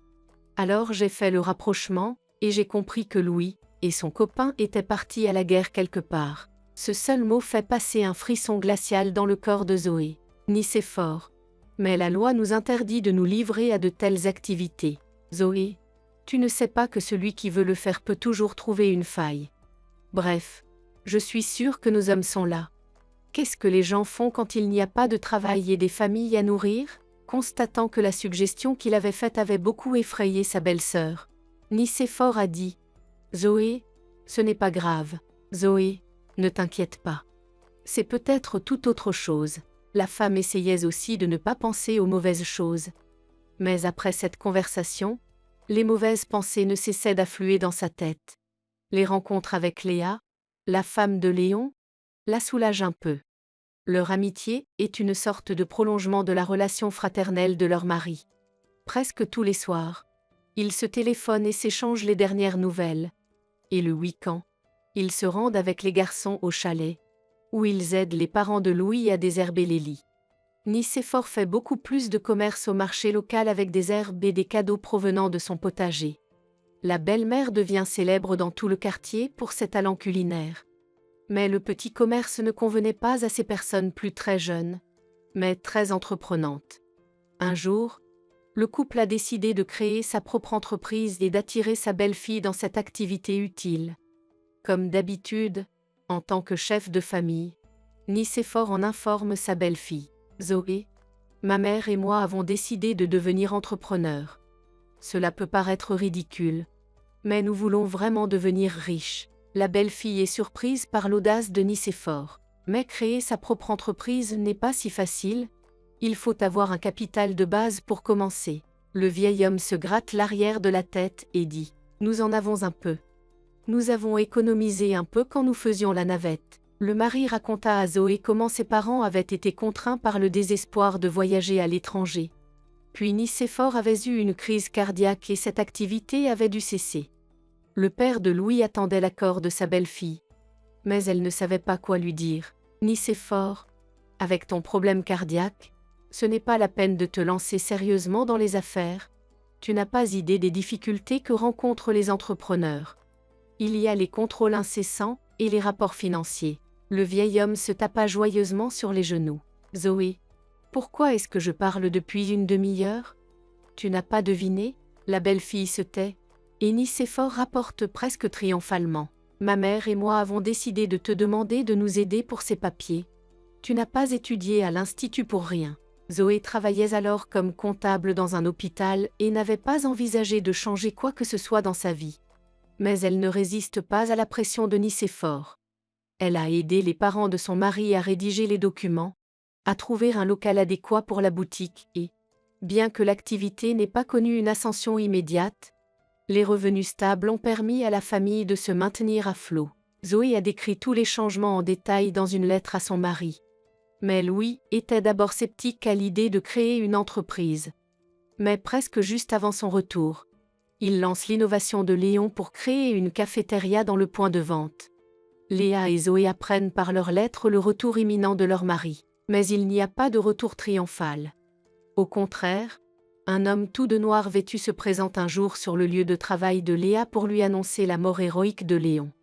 Il glisse une enveloppe d'argent dans la main tremblante de la veuve éberluée et disparaît aussitôt. Une lettre de Louis arrive un peu plus tard, l'informant qu'il est soigné à l'hôpital. Son mari revient 3 mois plus tard, et Zoé ne reconnaît pas tout de suite dans l'homme maigre aux cheveux grisonnants son Louis joyeux. Ce n'est qu'à la maison qu'il peut parler à sa femme de la mort de Léon et de sa blessure. Le mari est très affecté par la perte de son ami. Il n'arrivait pas à dormir la nuit, et s'il le faisait, il sursautait souvent. Joé a beaucoup de mal à assister à l'agonie de son époux, et lui donne des conseils. « Louis, tu devrais peut-être voir un médecin. Louis, tu devrais peut-être voir un médecin. Pourquoi? Pour me faire hospitaliser? Pourquoi une hospitalisation? Ils vous prescriront des médicaments pour éloigner les cauchemars. Je peux me débrouiller seul, sans médecin. » Louis fait part à sa femme de la dernière demande de son ami, et ensemble, ils aident la jeune veuve. Le petit Timéo était presque toujours à leur côté. Malgré l'aide apportée, il était difficile pour Léa d'élever seule son bébé. Elle a donc été transférée au service des maladies infectieuses pour bénéficier d'un salaire élevé. Zoé, c'est bien payé.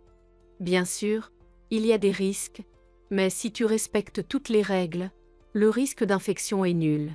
Mais, apparemment, Léa n'a pas tenu compte de quelque chose, car lors de l'épidémie de grippe suivante, elle est tombée malade à son tour. Pendant plusieurs jours, la femme a caché son mal de peur de perdre ses bons revenus. Elle prend des pilules pour faire baisser la fièvre. Et c'est ce que Zoé la surprend à faire un jour. « Léa, qu'est-ce que tu prends comme pilule ?» Son amie fait un signe de la main avec une feinte nonchalance. « Ce n'est rien, c'est juste un peu de fièvre. » « Léa, ce n'est pas dangereux pour Timéo. Il devrait peut-être rester avec nous quelques jours, jusqu'à ce que tu te sentes mieux. » « Zoé, tu as raison, un peu plus de prudence ne ferait pas de mal. » Louis amena Timéo chez eux, et 3 jours plus tard, Léa fut recherchée au travail. Une femme étrange les appelle au téléphone. « Je suis désolée de vous déranger. Mais Léa n'est pas venue travailler ce matin. Pourtant vous êtes amie avec elle. Peut-être savez-vous où elle est maintenant ?» Zoé raccroche le téléphone et appelle son mari. « Louis, on dirait qu'il y a un problème avec Léa. Je reste avec les enfants et tu vas aller la voir. J'ai un mauvais pressentiment. » L'homme trouve la femme de son amie inconsciente. Apparemment, Léa s'est levée le matin et s'apprêtait à aller travailler. Mais elle est tombée près de la salle de bain. Louis a immédiatement appelé une ambulance et la femme a été transportée à l'hôpital. Mais les médecins n'ont pas pu la sauver et Léa est décédée le 4e jour sans avoir repris connaissance. Le médecin écarte les mains, impuissant. Si elle s'était manifestée plus tôt, tout serait rentré dans l'ordre. Mais le processus s'est généralisé. Malheureusement, les médecins sont le plus souvent victimes de leur propre imprudence. Comme Léon, Léa n'a pas de famille. Elle aussi a été élevée dans un orphelinat, rêvant de devenir infirmière. Cette femme a sauvé une seule vie et est morte d'une infection banale. Sa conscience refuse d'accepter cette vérité. Mais la vie continue, et le petit Timéo a besoin de l'amour et des soins de ses parents. D'un commun accord, le couple a pris la garde du bébé. Au départ, ils voulaient adopter le garçon, mais ils auraient alors dû changer le patronyme et le nom de famille. Mais Louis a refusé de franchir une telle étape. Il n'est pas juste de priver l'enfant de son père héroïque.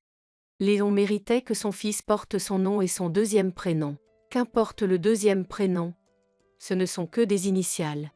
L'important, c'est que le garçon soit bien entouré. Pour certains, ce n'est qu'un nom et un prénom, mais pour d'autres, ce sont les racines qui maintiennent une personne sur cette terre. Le fonctionnaire regarde le tuteur avec arrogance, mais ne dit rien. Le petit Timéo s'est rapidement intégré à la famille et ne pense presque plus à sa maman. Seul Maël était réticent à accepter le nouveau membre de la famille, bien qu'il ait aimé jouer avec le bébé auparavant. La jalousie de son fils effraie Zoé, qui craint que ce ressentiment ne se transforme un jour en quelque chose de plus important. Elle fait part de ses craintes à son mari. Mais Louis rassure sa femme. Les garçons sont toujours en compétition pour être les meilleurs, les plus courageux. Il n'est donc pas étonnant que Maël ne veuille pas nous partager avec Timéo. Louis, mais il faut faire quelque chose. Ne fais pas ça, ça passera avec le temps. Mais il s'est avéré que Louis avait tort.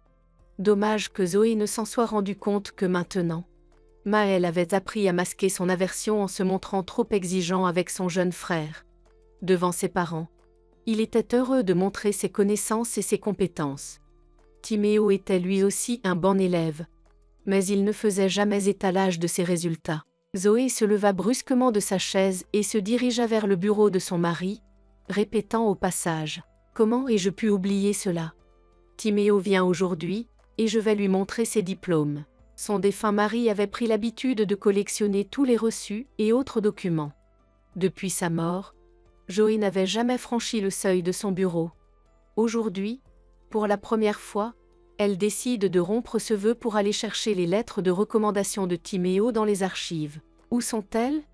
C'est le dernier endroit où je les ai vues. La femme fouille dans les classeurs jusqu'à ce qu'elle tombe sur un dossier transparent avec brouillon de mon testament écrit d'une main familière. Son cœur s'emballa dans sa poitrine. Mais la cloche sonna et Zoé n'eut pas le temps de lire le document. Avec le dossier, elle se précipite dans le couloir pour accueillir les invités. Et elle range la trouvaille dans le tiroir de la table de chevet. En une minute, l'heureuse grand-mère avait oublié sa trouvaille, car son attention s'était tournée vers Adélard. Le dîner en commun rappelle le bon vieux temps. Le jeune couple fait l'éloge de sa cuisine et se vante de ses succès. Mais tous trois prennent soin d'éviter le sujet de l'héritage et du comportement peu glorieux de Maël. Zoé sort pour revoir les invités, et se souvient du dossier. Adélard et elle étaient déjà dans l'ascenseur lorsqu'elle arrêta Timéo. « Fiston, attends un peu. J'ai trouvé un dossier très intéressant dans le bureau de ton père aujourd'hui. Tu es plus calé en droit. Lis ce qu'il contient. » L'homme rangea le dossier derrière son sinus. « D'accord, maman. J'étudierai le document en entier ce soir. Merci pour le dîner. Merci aussi, les enfants. » Elle se tient sur le pas de la porte de l'appartement et écoute l'ascenseur descendre. Zoé voulut fermer la porte mais entendit la voix de son fils. « Maman, attends. » Maël descendait de l'étage supérieur pour une raison inconnue, ce qui intrigua la femme. « Maël, comment es-tu arrivé ici ? » Bien sûr. La question est raisonnable.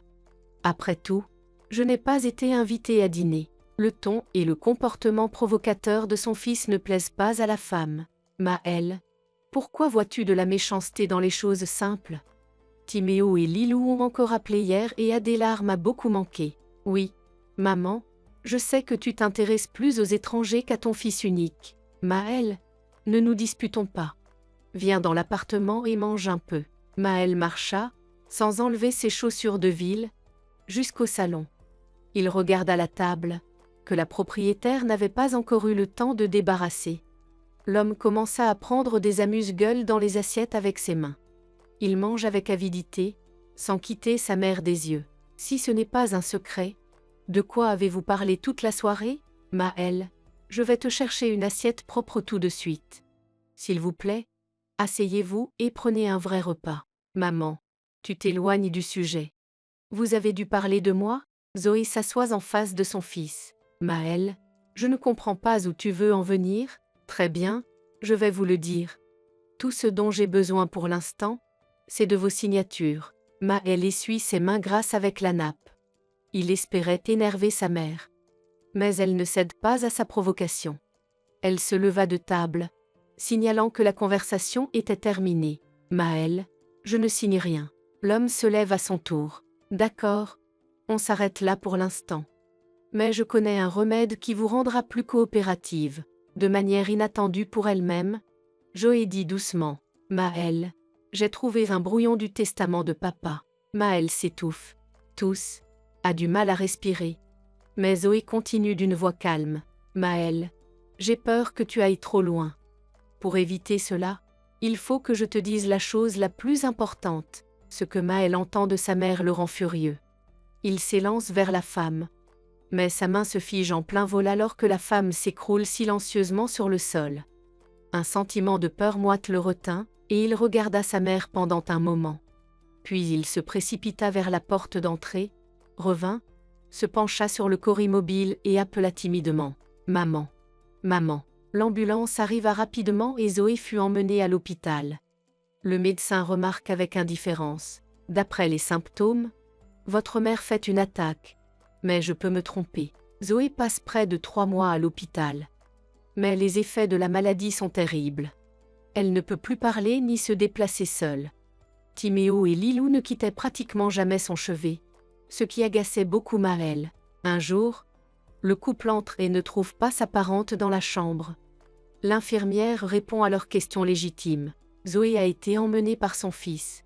Nous lui avons également remis tous les documents et les papiers de sortie. Il ne s'attendait pas à un tel retournement de situation. Timéo a essayé d'appeler son frère à plusieurs reprises, mais il ne répondait pas. Il s'est donc rendu au bureau, même s'il n'avait vraiment pas envie de rencontrer Maëlle. Tout jouait en sa faveur. Le fait qu'il ait rendu sa mère handicapée ne dérangeait même pas Maëlle. Quand Timéo est venu le voir, il n'a pas été gentil avec lui. Devançant la question de son demi-frère, il répondit brièvement. « Si tu veux savoir où se trouve ma mère, je peux te dire qu'elle est en sécurité. Je l'ai placée dans un bon hôpital privé. Il y a de bons soins là-bas, je suis donc tranquille pour ma mère. » Maëlle n'offrit même pas une chaise à Timéo et se comporta de manière toujours aussi fanfaronne. D'autres questions? Oui. Lilou et moi voulons rendre visite à maman. Dites-moi, où se trouve cette clinique? Inutile de la déranger. Maman a besoin d'un calme absolu et d'aucune émotion négative en ce moment. D'ailleurs, j'ai demandé à ce que personne ne vienne la voir. Timéo comprit qu'il ne pouvait rien obtenir de plus de cet homme. Je vous comprends. Il voulut partir. Mais le propriétaire du bureau l'en empêcha. Vous n'avez rien à me dire sur des documents secrets? Non. Et moi qui pensais que vous et moi avions autre chose à nous dire que la santé de ma mère. Vas-y, je t'écoute. Allez, Timéo, calme-toi. Assieds-toi et écoute-moi. Timéo revint et s'installa sur la chaise en face de la table où son frère était assis. Je t'écoute très attentivement. Mais il n'est pas difficile de deviner ce que tu attends de moi. Si tu es si omniscient, parle. Oui. C'est le moment ou jamais de dire ce que je pense. Si vous voulez que je signe l'accord que vous allez passer avec Théo, vous ne l'obtiendrez pas. Je ne crois pas non plus que Zoé ait eu un accident soudain. Et encore une chose, Maëlle. Le testament que tu as remplacé. Maëlle se lève d'un bond comme un homme piqué. Sortez de mon bureau. Vous n'arriverez à rien. On verra bien. Et ne menace pas ma famille.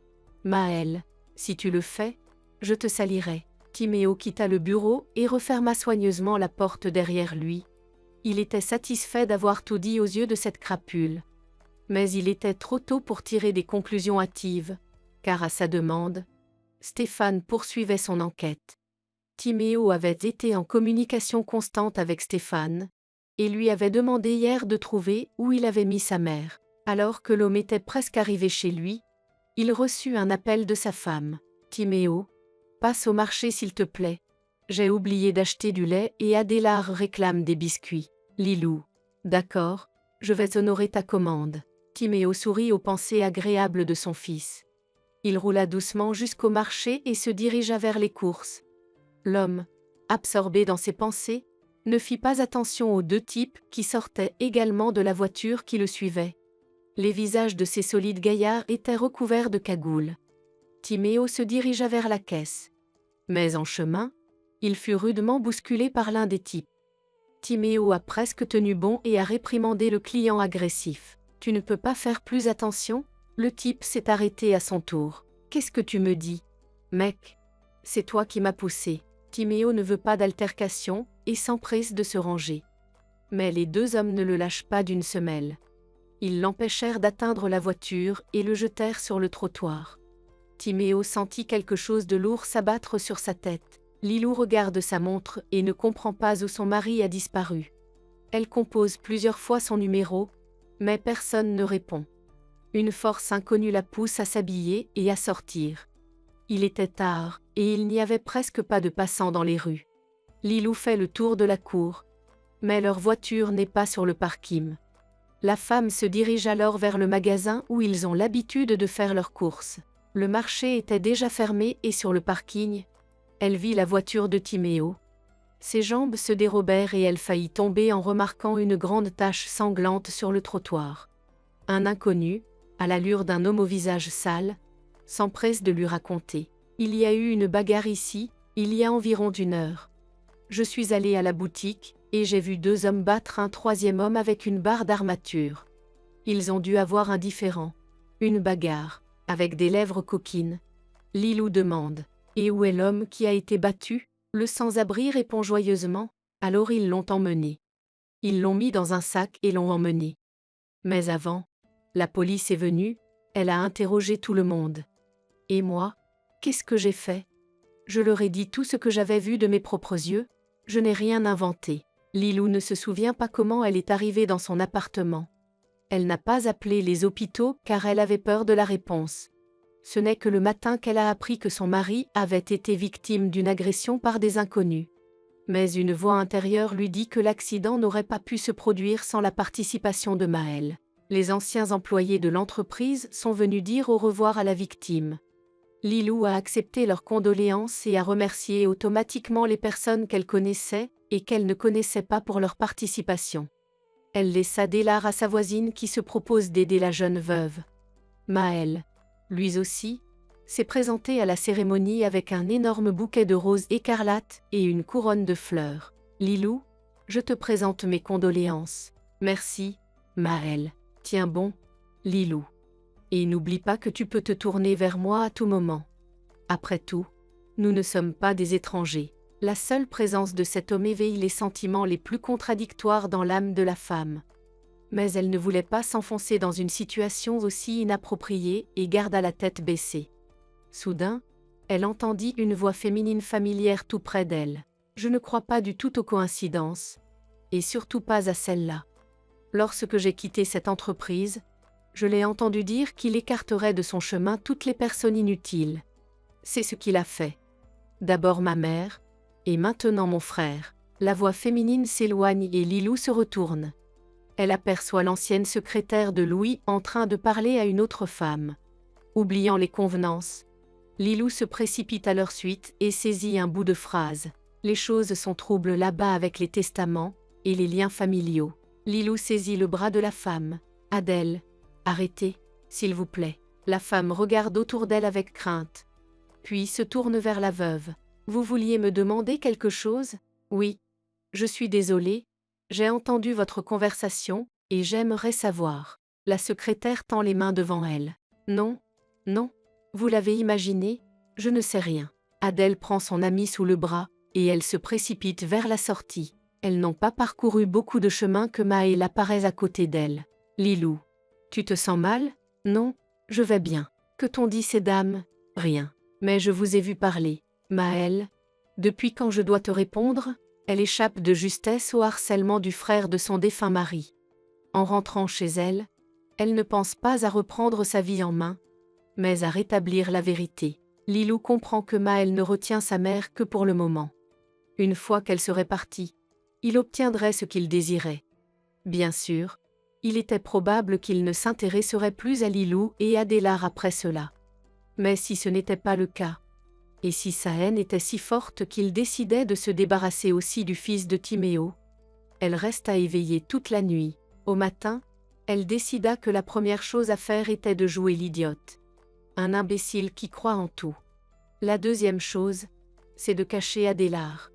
Et la troisième chose, c'est de retrouver Zoé. Comment elle ferait tout cela? Lilou ne le comprenait pas encore. Adélard était trop jeune pour être confié longtemps à qui que ce soit.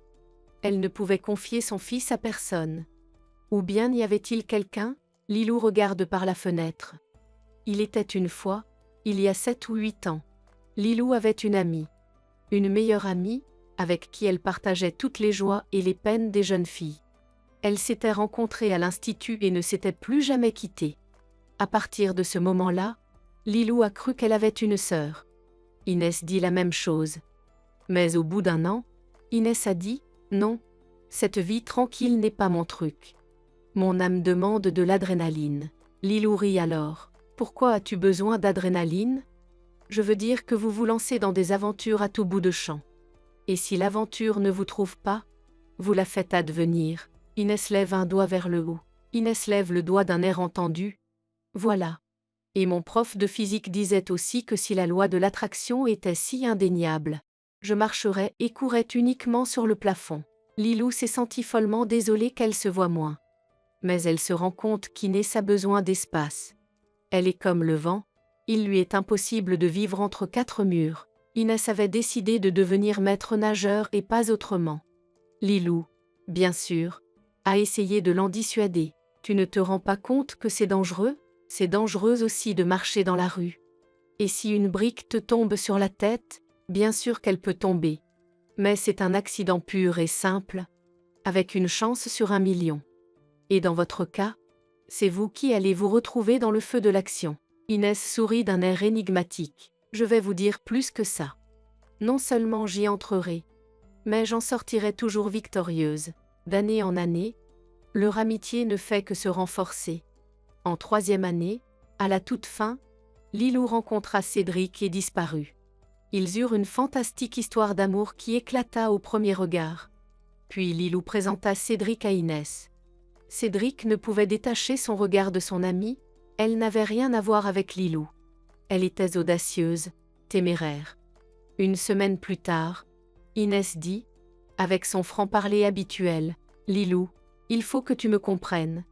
Cédric n'est pas ton genre, vous allez vous ennuyer ensemble.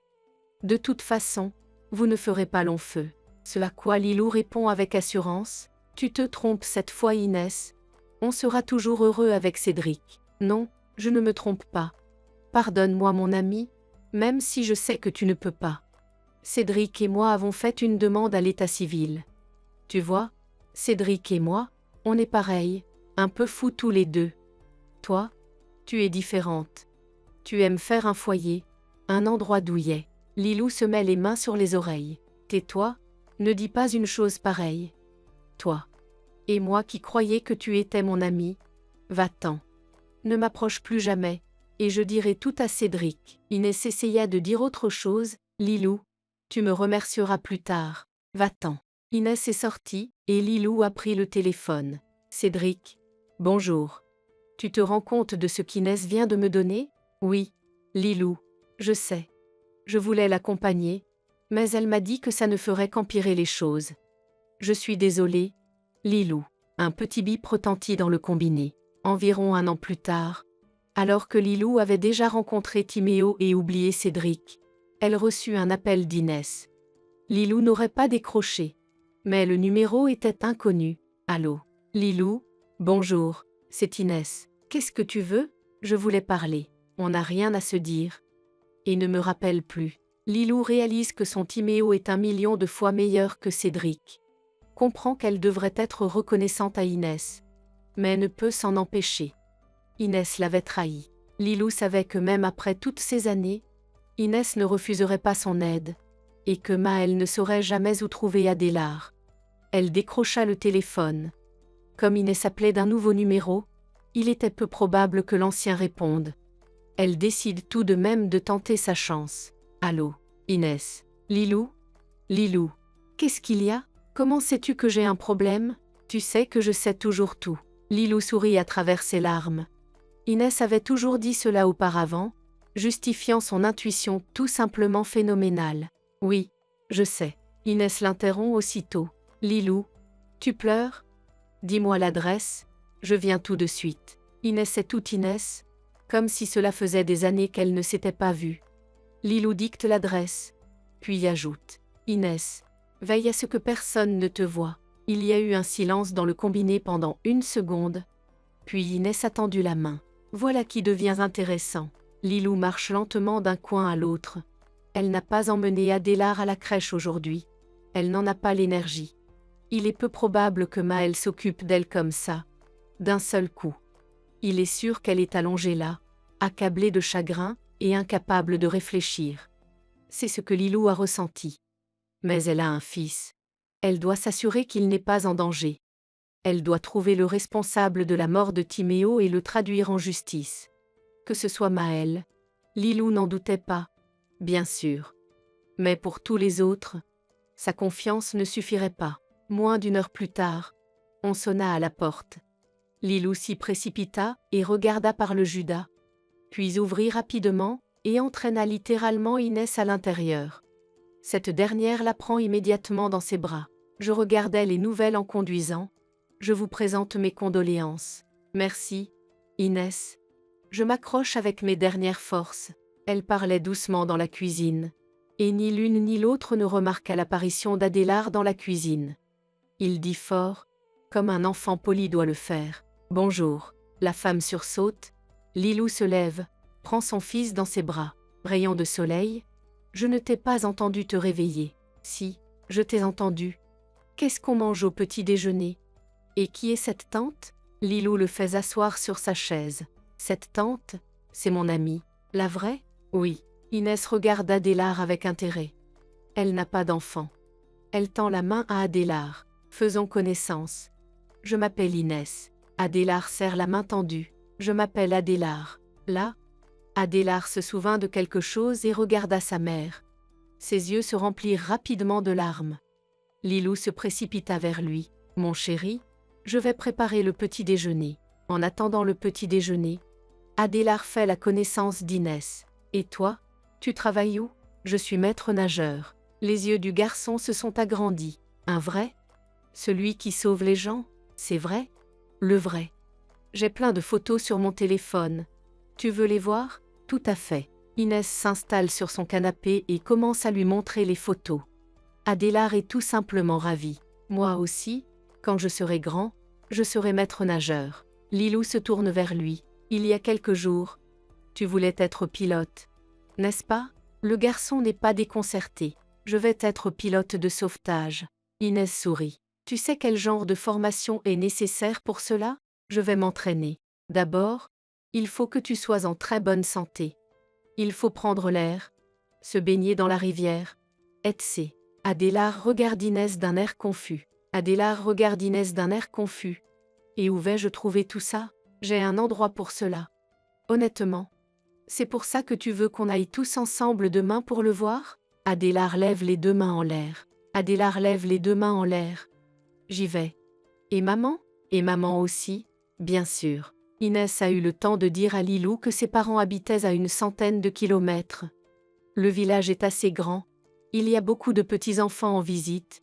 Personne ne fera attention à Adélard. Lilou doit partir aussi. D'une part, il n'est pas sûr d'être ici, et d'autre part, tout à coup, Adélard ne se plaira plus et ne voudra plus rester. Inès, qu'est-ce qu'il va faire sans moi? Oh, s'il te plaît. Il y a beaucoup de baby-sitters là-bas. En plus, les voisins ont une petite fille d'environ 6 ans. Oui, il n'y a pas beaucoup de distractions en hiver, mais papa leur fera un toboggan. Et en général il trouvera quelque chose. C'est un peu gênant. Inès rit. Enfin non, pas avec mes parents. Lilou ne discute pas plus longtemps. Elle a déjà entendu, il y a longtemps, que les parents d'Inès étaient gentils. Et même quand elle a cassé le nez de l'agronome local, ils ne l'ont pas grondé, ils l'ont défendu. Et à la fin, ils ont prouvé qu'il avait essayé d'abuser d'elle. Inès disait toujours, même si je me saoulais que je me retrouve à la rue ou en prison, je sais que mes parents seront toujours là pour moi. Enfin, le plus possible. Le lendemain, comme à son habitude, Lilou emmène Adélard au jardin. Inès avait récupéré le grand sac hier, elle n'allait pas laisser Adélard dans le jardin. D'ailleurs, elle allait se servir du jardin comme d'une couverture.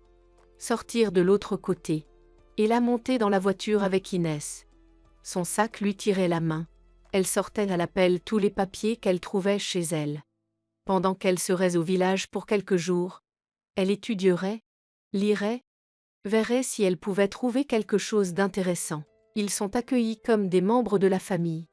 Lilou a beaucoup de mal à sourire et Chloé, prenant un moment, la prend à part. Inès m'a tout raconté. Garder le chagrin à l'intérieur de soi, c'est plus dur pour soi et pour son fils. Qu'est-ce qui te fait croire qu'il ne le sent pas? Alors voilà, tu vas à la rivière, tu t'assois, tu pleures et tu reviens. Lilou la regarde avec surprise. Et Adélard, la femme plus âgée sourit. Et Adélard? Regardez comme il s'intéresse à son grand-père. Ils sont déjà en train de dessiner la diapositive qu'ils vont faire. Allez, on ne fera pas de mal à Adélard. Maël arpente le bureau, incapable de comprendre où Lilou a disparu. Il aurait dû la coincer tout de suite, fouiller la maison, tout trouver tout de suite. Mais il ne l'avait pas fait. Il était parti fêter une nouvelle victoire. Et voilà que cette victoire menaçait d'être un véritable échec. Non. Lilou n'avait jamais été très décidé. Timéo était celui qu'il fallait craindre, celui qui pouvait aller au fond des choses. Maëlle se rassit sur sa chaise, essayant de se calmer. Il y a deux possibilités. Lilou sait quelque chose, et elle a peur. Alors elle se cache. Dans ce cas, elle pourrait rester là, à avoir peur pour elle et son fils, et ne rien faire. Ce n'est pas une mauvaise option. Mais elle serait tout de même source d'angoisse pour Maëlle, car à tout moment sa tranquillité pourrait être troublée. Deuxième option. Lilou a tout simplement décidé de changer d'environnement suite au décès de son conjoint. Tout à fait réaliste aussi, et encore plus susceptible d'être vrai. Mais c'était un peu improbable. Et puis, Lilou est la femme de Timéo, et il y a le fils de Timéo. Et Maëlle voudrait que rien dans sa vie ne lui rappelle Timéo. Il s'avère qu'aucune de ces options ne le satisfait, ce qui signifie une chose. Il faut retrouver Lilou. Il faut la trouver, et la trouver vite, avant que les 6 mois ne soient écoulés. Bien sûr, elle n'est personne. Mais il y a tellement de mais. Par où commencer? 6 heures sur le parking du centre commercial. Il s'éteint, se frotte les mains. Ils allaient fouiller l'appartement de Timéo aujourd'hui, et sûrement, il en était sûr, ils allaient trouver quelque chose. Il arpenta la pièce en trottinant presque. Les choses devenaient très, très compliquées. Et maintenant il était sûr que Lilou savait quelque chose. Avait-elle tout compris? Ou avait-elle pris tous les papiers sur le bureau pour rien? Oh, j'aimerais bien savoir ce qu'il y avait dans le dossier que maman avait donné à Timéo. Maëlle s'arrêta brusquement. Ou peut-être qu'il n'y avait pas de dossier. Peut-être qu'ils essayaient tous de me faire peur. L'idée lui plaisait. Mais il faudrait vérifier. L'aide-soignante de sa mère avait appelé hier, disant qu'elle commençait à dire quelques mots. Il faut aller la voir. Il lui a fallu 3 jours pour aller voir sa mère. Il a conduit la voiture sur la route qui menait à l'un des villages les plus proches et s'est dit qu'il serait bien que sa mère meure avant de pouvoir parler correctement. Lorsqu'il l'avait emmenée chez l'infirmière du village, il avait vraiment espéré que sa mère ne s'en sortirait pas. Mais si c'était le cas, il donna un coup de volant. La voiture fit une embardée et Maëlle eut du mal à reprendre la route. Il essuie la sueur sur son front et ralentit un peu. Il faut que tu fasses plus attention. Tu peux avoir un accident. Sa mère lui adressa un regard significatif qui, franchement, donna la chair de poule à Maëlle. Il avait donc raison sur toute la ligne. Il devrait aussi se débarrasser de sa mère. Peut-être donner de l'argent à cette femme. Il regarda la femme avec des yeux bienveillants. Non, elle ne pouvait pas. Après s'être assis un moment par décence, s'enquérant des changements de sa mère, il s'apprêta à partir. Il se pencha pour l'embrasser sur la joue. Mais la femme marmonna, et il entendit clairement « Je sais tout ». Maëlle se redressa brusquement. « Oui, vous avez fait du bon travail. Je pense que c'est au médecin de faire le travail suivant. Dans quelques jours, je viendrai chercher ma mère. Bonne journée. » Il est sorti sans dire un mot à la femme. Elle voulait lui dire que pendant les 3 jours où il n'avait pas appelé, Joey avait fait d'énormes progrès. Elle dit déjà tellement de mots. Ce n'est pas encore très clair. Mais elle progresse. Lilou et Inès se regardent. Alors, qu'est-ce qu'on fait? Allons régler ça sur place. Et elle se dirigea résolument vers la maison d'où Maëlle venait de sortir. Lilou a peur, mais Inès frappe déjà à la porte. Le jour où Chloé l'avait envoyée à la rivière, la femme avait fait une longue promenade dans la neige blanche. Elle a parcouru des chemins fantaisistes, pleuré beaucoup, changé d'avis.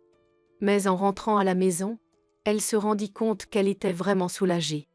À la maison, on préparait déjà le dîner. Lilou se souvint soudain qu'elle ne vivait que de café depuis plusieurs jours, et son estomac le confirma par un léger grondement. Adélard était si fatigué qu'il s'endormit dès qu'il quitta la table. Lilou s'assit par terre et sortit de son sac tous les papiers qu'elle avait apportés. Elle passa tout en revue, un papier à la fois, relisant le dossier intitulé Projet de testament. Oui, la façon dont le projet était rédigé confirmait complètement non seulement leurs soupçons, mais cela ressemblait davantage au jugement de Louis. L'auteur du testament n'avait pas pu le modifier à ce point par la suite. D'autant plus que Timéo et lui ne s'étaient jamais disputés. Lilou avait déjà commencé à ranger tous les papiers dans le dossier, tout en se demandant où je pourrais bien cacher tout ça pour l'instant, lorsqu'un autre morceau de papier tomba sur ses genoux. Sa couleur était sensiblement différente de celle des autres papiers. Lilou pensa d'abord qu'il s'agissait d'un simple morceau de papier. Le prenant dans ses mains, elle le déplia, les sourcils froncés. Ce n'est pas possible. Inès refuse catégoriquement de rester à la maison. Viens, Lilou, tu seras perdue sans moi. Et Adélard, elle regarda son fils, qui aidait avec enthousiasme Émile à tisser ou à tricoter quelque chose. En fait, depuis quelques jours qu'ils sont ici, Adélard n'a jamais quitté l'homme. Lilou est même un peu jalouse. Pourquoi diable disparaîtrais-je? Lilou, ne discute pas.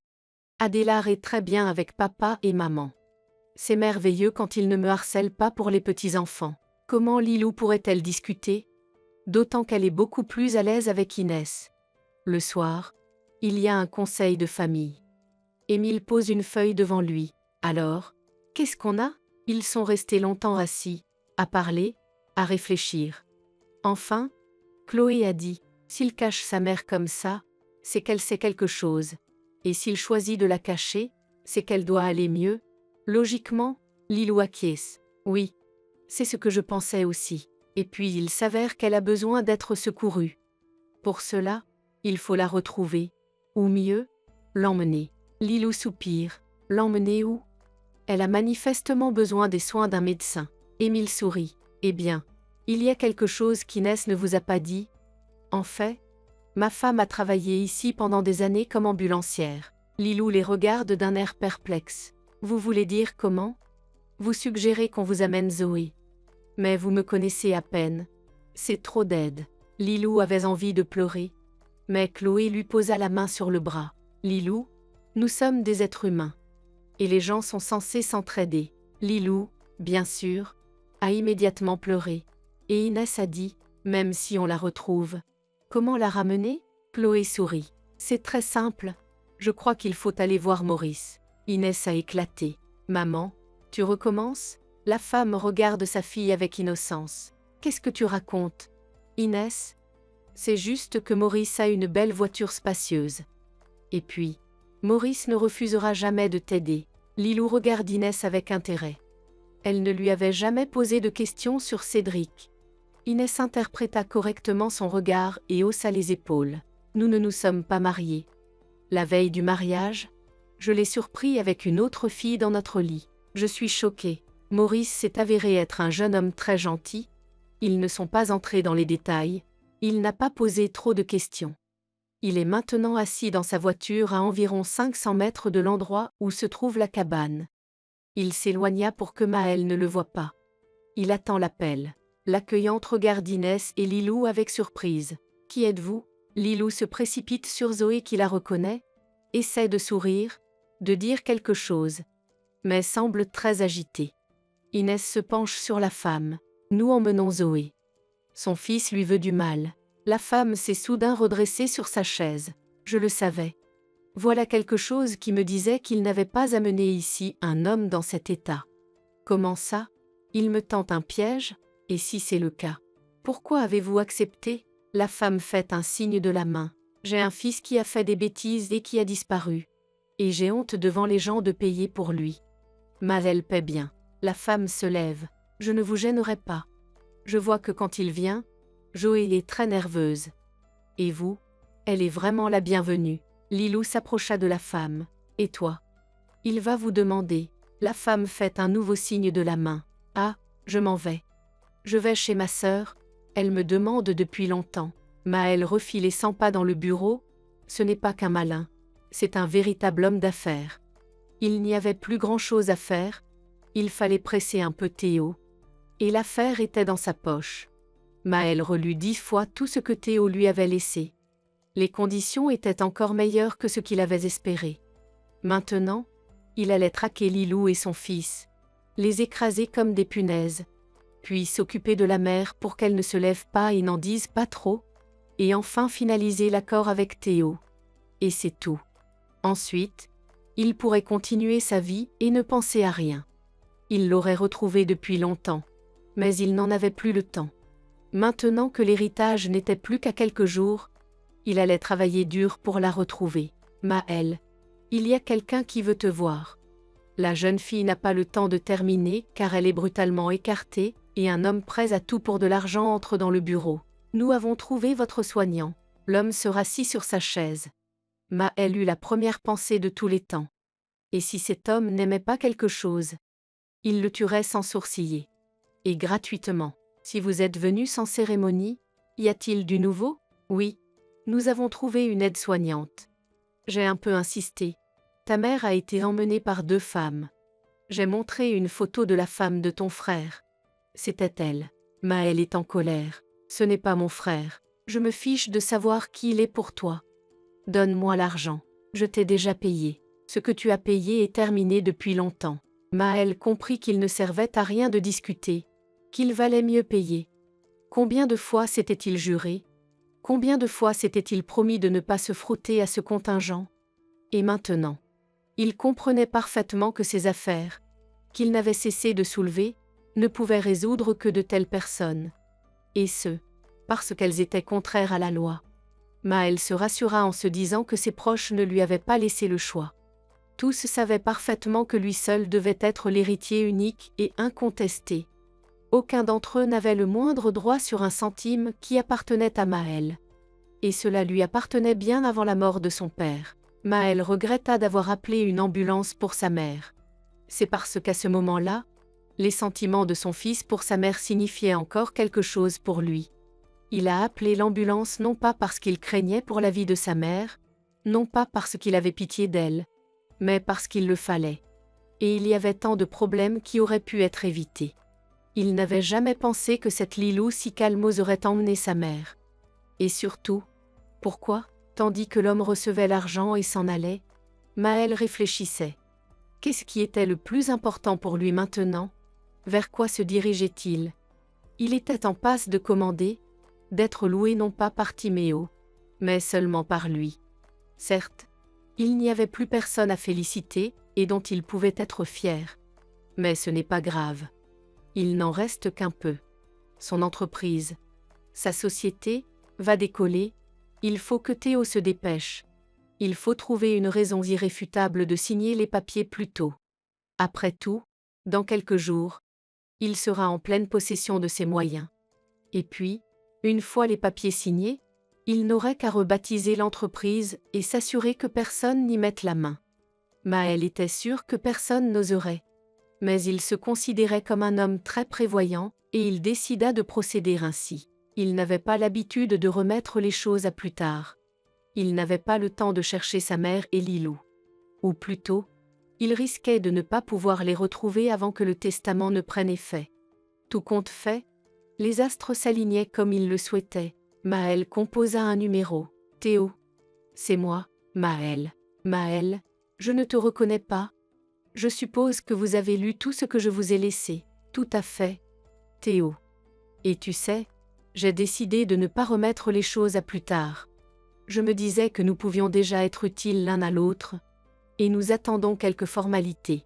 Maëlle sentit un filet de sueur couler dans son dos. Il se rendit compte que le plus important maintenant était de ne pas trop jouer.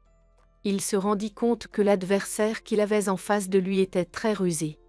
Mais même si des rumeurs circulaient sur Théo, Maëlle savait, après avoir étudié les documents, qu'il ne voulait pas de lui. Bien sûr qu'il en voulait. Maëlle était très douée, et bien que tout le monde lui ait conseillé de ne pas traiter avec Théo sans avocat, Maëlle répondait toujours avec arrogance. Tu peux tromper n'importe qui, mais pas les gens qui ne sont pas d'accord. Vous pouvez tromper n'importe qui, mais pas moi. Théo resta silencieux un moment, puis dit, eh bien, nous pouvons nous rencontrer. Je passerai demain. Maëlle raccroche le téléphone et fait presque un bond dans le bureau. Il sentait que Théo était entre ses mains. Et puisqu'il avait accepté le rendez-vous, il accepterait tout le reste, c'est-à-dire de signer les papiers plus tôt que prévu. À ce moment-là, Théo se frottait lui aussi les mains. Ce jeune homme n'a qu'une hâte, c'est de se mettre dans un trou. Eh bien, pour être sûr, Théo réduira ses bénéfices de quelques pourcents demain, pour que cet arriviste se rende compte à quel point Théo a du mal à se décider. Lilou était en ville il y a 2 mois. Elle est passée à son appartement. Bizarre que Maël n'ait ni changé les serrures, ni vendu.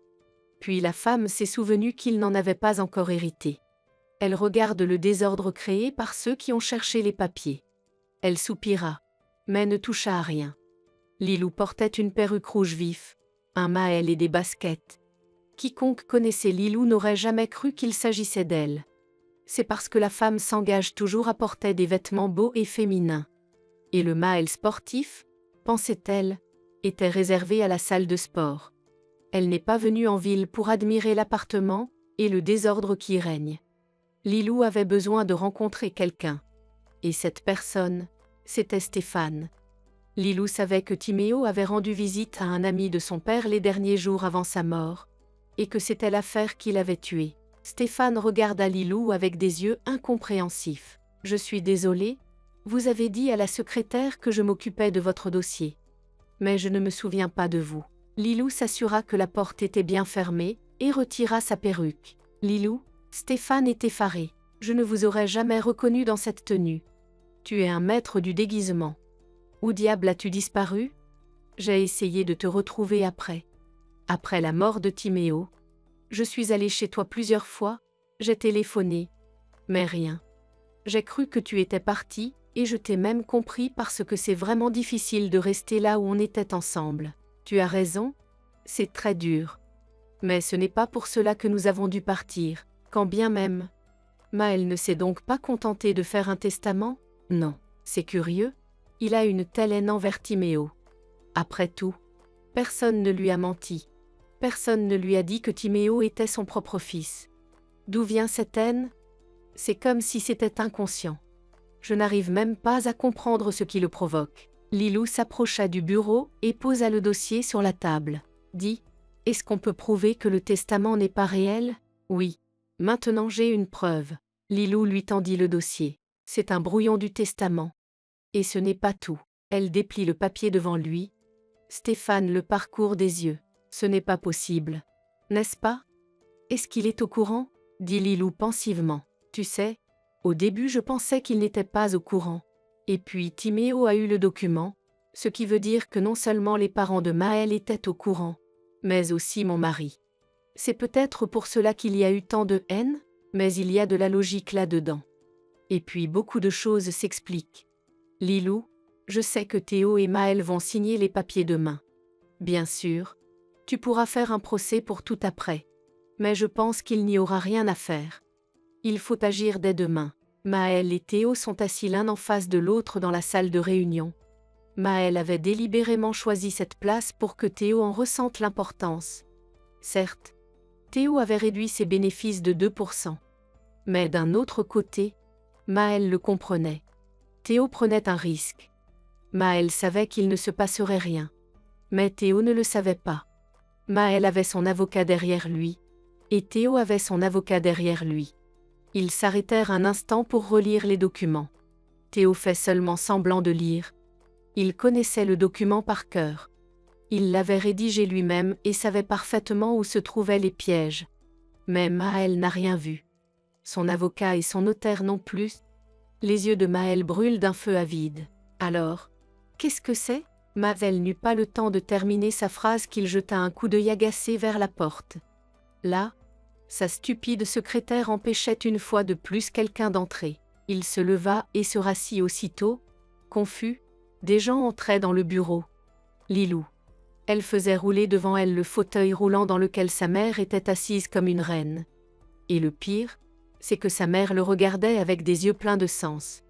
Une autre jeune femme la suivait, avec un homme à ses côtés. Jeune, mais étrange. Il portait une barbe, une grande barbe. Et c'est de cet homme que Maël avait très peur. Et comme il était en cette compagnie, c'était encore pire. Mais que pouvait-il faire d'autre que de parler? Maël se tourna vers Théo. Signons. Mais Théo repoussa les documents. Maël, j'espère que vos proches sont venus soutenir votre décision. Maël se leva d'un bond. Furieux. On s'en fout. C'est moi, et moi seul, qui décide de tout ici. Vous comprenez? Tout cela est à moi. Parce que je suis le seul fils du pays. Il frappe du poing sur la table, si fort que la carafe d'eau rebondit. Aussitôt, il entend la voix de sa mère. Ce n'est pas vrai. Et tu le sais très bien. Tu n'es pas le fils de Louis. Maël la fixa d'une telle façon qu'il semblait vouloir la grésiller du regard. Qu'est-ce que tu racontes? Tu devrais être mort à l'heure qu'il est. Maël cria avec frénésie, et ne remarqua pas qu'il y avait beaucoup plus de monde dans la salle de réunion. De plus, il y avait des gens en uniforme parmi eux. Maël, tu as trouvé le document d'adoption alors que tu n'avais que 10 ans. Ensuite, tu as fait une terrible crise de colère. On t'a même hospitalisé, et quand on t'a sorti de l'hôpital, c'était comme si tu ne te souvenais de rien. Mon père et moi avons pensé que c'était une très bonne chose. D'autant plus que tout le monde autour de nous était persuadé que tu étais notre fils. Mais comme l'ont montré les événements récents, tu te souvenais de tout. Et tu ne pouvais pas pardonner à Timéo d'être sur le même pied d'égalité que lui. Sauf que personne ne pensait que tu pouvais faire une telle chose par dépit, par jalousie. Tu n'as jamais été le premier, et tu n'as jamais réussi quoi que ce soit. Timéo était plus intelligent que toi. Timéo avait la tête sur les épaules. Et tu ne pouvais qu'être fier d'être le fils de Louis. Maël rit soudain. Timéo est plus intelligent que moi? Alors dis-moi, où est ton Timéo maintenant? Et où suis-je? Et toi, maman, tu n'as survécu que par chance. Alors que tu n'aurais pas dû. Zoé regarda attentivement Maël. Je savais que c'était toi. Mais quelque part au fond de moi, il y avait l'espoir que je me trompais. Lilou pleurait. Maël vit enfin que la salle était pleine de monde. Même les employés du cabinet se pressaient dans l'embrasure de la porte. La seule personne qui manquait à l'appel était Théo. Quand et comment il avait disparu? Personne ne l'avait remarqué. Non, vous allez tous mourir. Vous êtes tout indignes. Maël s'est précipité dans son bureau. Il avait un pistolet dans son tiroir. Mais il n'est pas arrivé à temps. L'étrange barbu fut le plus rapide à réagir. Il attrapa simplement Maël au vol d'une main et le souleva du sol. Maël couina, essaya de mordre le bras de Maurice, qui était lui. Mais il n'y parvint pas. Au bout d'une minute, on l'emmena. Zoé dit d'un air fatigué, si Timéo était vivant, il prendrait les choses en main. Je suis vieille maintenant, mais j'ai une belle fille merveilleuse qui comprendra tout et fera une bonne gestionnaire. Lilou secoua la tête avec crainte. Non, non, je ne peux pas faire ça. Lilou, dis-moi, pour qui es-tu parti? Pour qui as-tu démêlé tout cela? Pour qui m'as-tu torturé pendant 3 heures avec des chargeurs? Pour Adélard. Mais, pas de mais. Tout ira à Adélard un jour. Que veux-tu qu'il n'ait que le titre? Inès pose une main sur l'épaule de Lilou, encourageante. N'en doute pas, tu t'en sortiras très bien. Tu sais que je serai toujours là pour toi. Tout ce que je peux faire pour t'aider. Maurice fredonne d'un air gêné. Moi aussi. Inès le regarde d'un air sévère. Tu vis à 100 kilomètres d'ici, dans une tanière. Tu ne veux pas aller en ville. Alors ne trompe pas les gens. Si tu acceptes de m'épouser, je retournerai vivre en ville. Il y eut un silence dans la salle pendant 1 seconde. Lilou regarde le couple avec étonnement, Zoé avec un sourire. Inès poussa un cri et se jeta au cou de Maurice. Zoé soupire. Bon, je suis tranquille maintenant. Tu auras des gens de confiance à tes côtés. 1 an plus tard, 3 personnes marchent sur le chemin du cimetière. Une belle femme qui ressemblait à une femme d'affaires de la couverture d'un magazine de mode. Une femme plus âgée qui s'appuyait sur une canne. Et un garçon de 7 ou 8 ans qui soutenait soigneusement sa grand-mère. La femme âgée fut la première à entrer dans la clôture. Bonjour, Louis. Bonjour, mon fils Timéo. Tu vois que je suis venue à toi de mes propres pieds. Et tout ça grâce à Lilou et Adélard. Ils ne m'ont pas abandonné. Adélard tend la main à Lilou. Elle se penche. Maman, est-ce que papa et grand-père peuvent entendre grand-mère? Lilou s'accroupit, sourit légèrement. Bien sûr qu'ils entendent, mon fils. Et ils les voient même. Lilou serra son fils contre elle et lui chuchota doucement à l'oreille. Et la façon dont tu étudies, dont tu te comportes à la récréation, ils te voient aussi. Adélard rougit fortement. Je me conduirai très bien maintenant. Ils restèrent un long moment devant les beaux monuments que Lilou avait érigés il y a 6 mois. Ils pensaient à eux-mêmes. Il se sentait si léger, comme si les personnes auxquelles il tenait étaient vraiment là avec eux. Lilou soupira. C'est l'heure de partir. Maurice a appelé. Il emmène Inès à la maternité. Zoé sourit. Eh bien, pourquoi n'as-tu rien dit? Il faut y aller tout de suite. Je ne veux pas être exclue d'un tel événement. Inès et Maurice sont comme une famille pour moi. Lilou secoue la tête, dubitative. Zoé. Mais tu dois être fatiguée. Qui, moi? Pas du tout. Tout en marchant vers la voiture, Lilou réfléchit au moyen de persuader sa belle-mère de rester à la maison. Elle voyait bien que la vieille dame était vraiment fatiguée. Mais c'était comme si elle pouvait lire dans ses pensées. Lilou, n'y pense même pas, tant que nous voyageons, je me repose. À ce moment-là, le téléphone de Lilou sonna. C'était Maurice. Lilou, je t'en supplie, viens. Inès refuse d'accoucher. Elle dit qu'elle a mal, qu'elle a changé d'avis, qu'on lui fasse une piqûre, qu'elle rentre chez elle. Et elle reviendra demain. Que dois-je faire? Maurice pleurait presque. Lilou rit. Tiens bon Maurice, on arrive. Lilou connaissait parfaitement Inès et pensait que c'était comme ça. Elle compose le numéro. Oui. Inès hurle d'une voix qui semble pouvoir être entendue dans toute la ville sans téléphone. Bonjour. Inès. J'ai appris que tu t'étais dégonflée. J'ai cru que c'était moi, mais ce n'est pas le cas. Lilou, tu n'as pas idée de ce que c'est. Inès a soudain faibli, s'est souvenu qu'Ania avait eu Adélard et que l'accouchement était une phase passée. Alors Inès demanda d'une voix piteuse. Lilou, comment tu fais pour supporter ça? C'est simple. Il suffit de faire ce que disent les médecins et de se calmer. Plus tu seras nerveuse, plus ce sera grave pour toi. On vient te voir mon pote. Ça va aller? Vraiment. Inès sanglote doucement à l'autre bout du fil. C'est ce que je t'ai dit une fois, tu vois? C'est bon, comme tu l'as promis, et tu vas t'en sortir. Comme je te l'ai promis. À l'extérieur de l'hôpital, ils rencontrèrent Maurice aux yeux égarés qui semblaient ne pas les reconnaître. Lilou dut le secouer plusieurs fois. Maurice? Maurice? Il finit par la regarder d'un air entendu. Une fille. Tu vois? Une fille est née. Inès et moi avons décidé de l'appeler Lilou. Lilou sourit, et les larmes coulent à gros bouillons sur ses joues. La petite Lilou devint un symbole d'amour et d'espoir, leur rappelant que même dans les moments les plus sombres de la vie, il y a toujours de la place pour le bonheur.